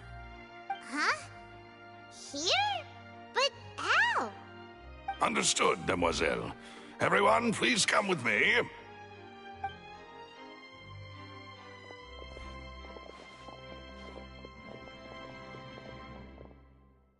Wait, you're carrying a portable stove with you?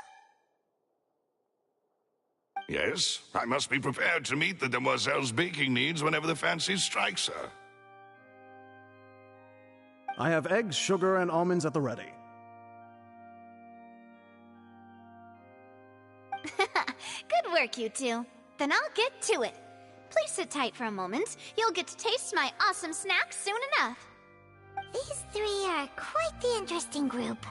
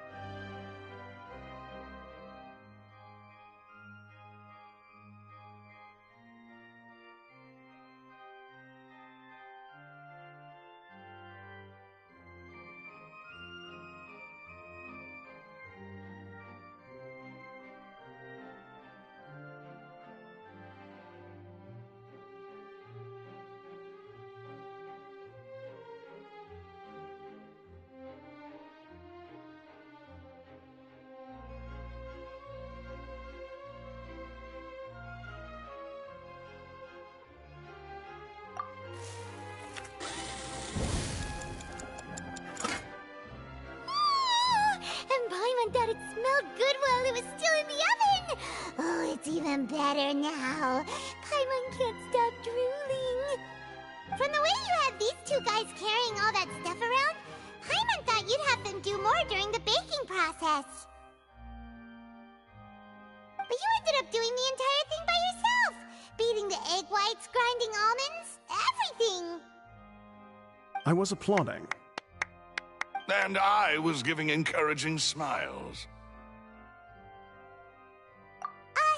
Paimon was just thinking, aren't you worried about getting your fancy dress dirty beating egg whites and baking like this? Well, I don't think it's carved in stone anywhere that fancy ladies can only read books, sip tea, ride horses, and play the piano. I just really enjoy making snacks. Don't underestimate beating egg whites, by the way. It's a real arm workout. You also need to beat them to just the right consistency, or your macarons will crack.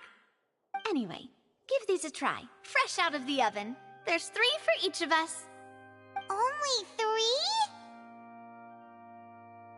Well, eating too many sweet treats might send all that sugar to your head. You wouldn't be able to think clearly about the case on a sugar rush, would you? Tea is ready to be served as well. This is Demoiselle's favorite, strong black tea with a floral fragrance that clears the mind and lifts the spirit.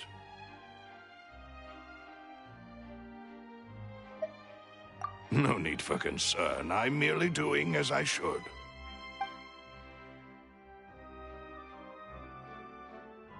All right then. Down to business. As Paimon mentioned previously, the tunnel seems to be something of a secret chamber. However, we can assume that Lyney and Lynette were not alone within it. Some criminal also occupied its sealed confines. The magician twins could have committed the crimes, of course, but they lack any logical motive. Exactly! Why would they do such a thing right when everyone was watching?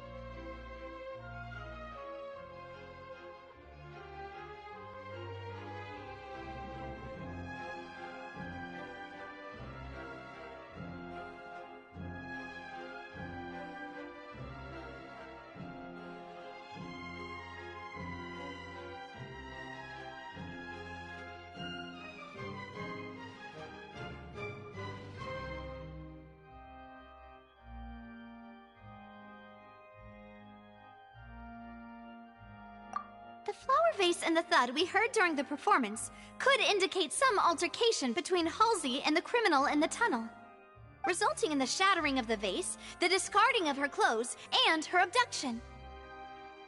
Perhaps the criminal thought that since she was chosen from the crowd, she would be too easy to identify if she was still wearing the same clothes. Paimon thinks that makes sense, but the real trouble is...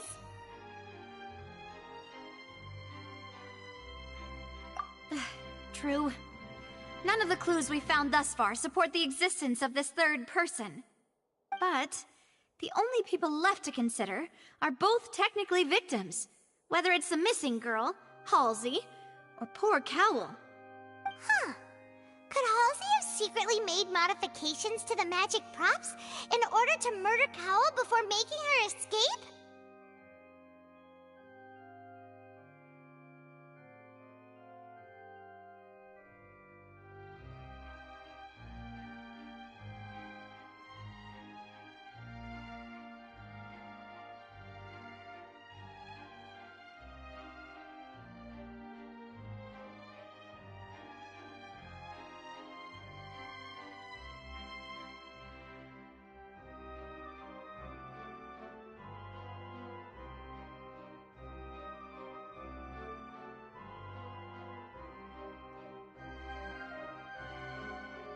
That's right. And even if she had tampered with the setup, she would need to understand the entire trick to pull it off. Nor does she have any motive. The guards said that she has never had any dealings with the Magic Troop's members. Were we not thorough enough in our search? From the sound of things, this is turning into an impossible case. Your macarons are amazing though, Navia. They smell great! They're nice and crisp and super sweet!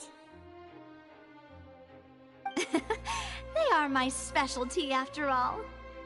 And I see you've already had 5 of them. What? 5? Oh, that can't be right. Paimon only counted 3, honest! Please don't worry about it. At my age, a few less sweets might actually be a good thing. No! Being greedy is one thing, but Paimon knows how to count. Besides, Paimon knows that if she ate too many, then others wouldn't have enough.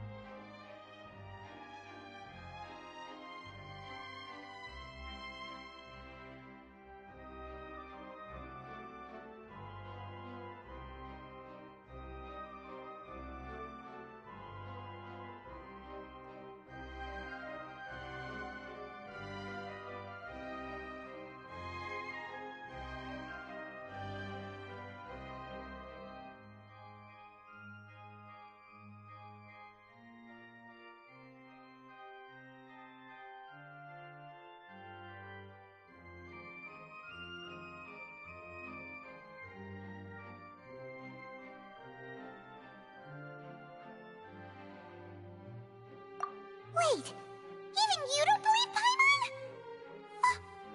How could you? If Paimon ate those 2 extra macarons, then may they turn into stone in her stomach! All right, we get it. Well, I suppose one of us might have gotten too engrossed in our chat and eaten them by mistake. No big deal. Maloose, set up the stove again if you would.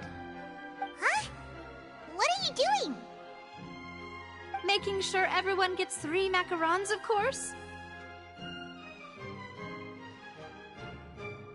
Exactly. We don't want to trouble you. As you wish, demoiselle. And I have the egg, sugar, and almonds. Well, this really is your hobby, huh?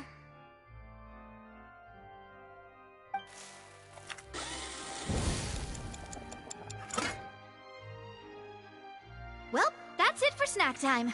I'm going to have another look around the area. I don't know what we're looking for yet, but we've still got some time. As attorneys, I suggest the two of you think the case over again. It would be awkward if you got all tongue-tied on stage during the trial. All right, thanks for your help, and for the snacks. It was nothing. A small task for the Spina di Rosula. Silver, Maloose, it's time to go. I'll be back if I find anything new.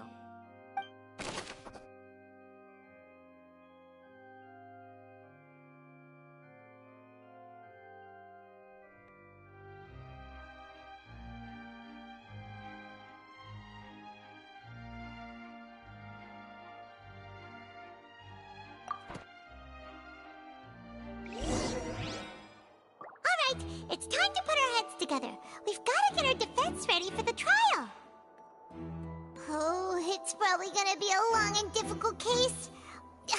There's no point in worrying about that now. We just need to prepare.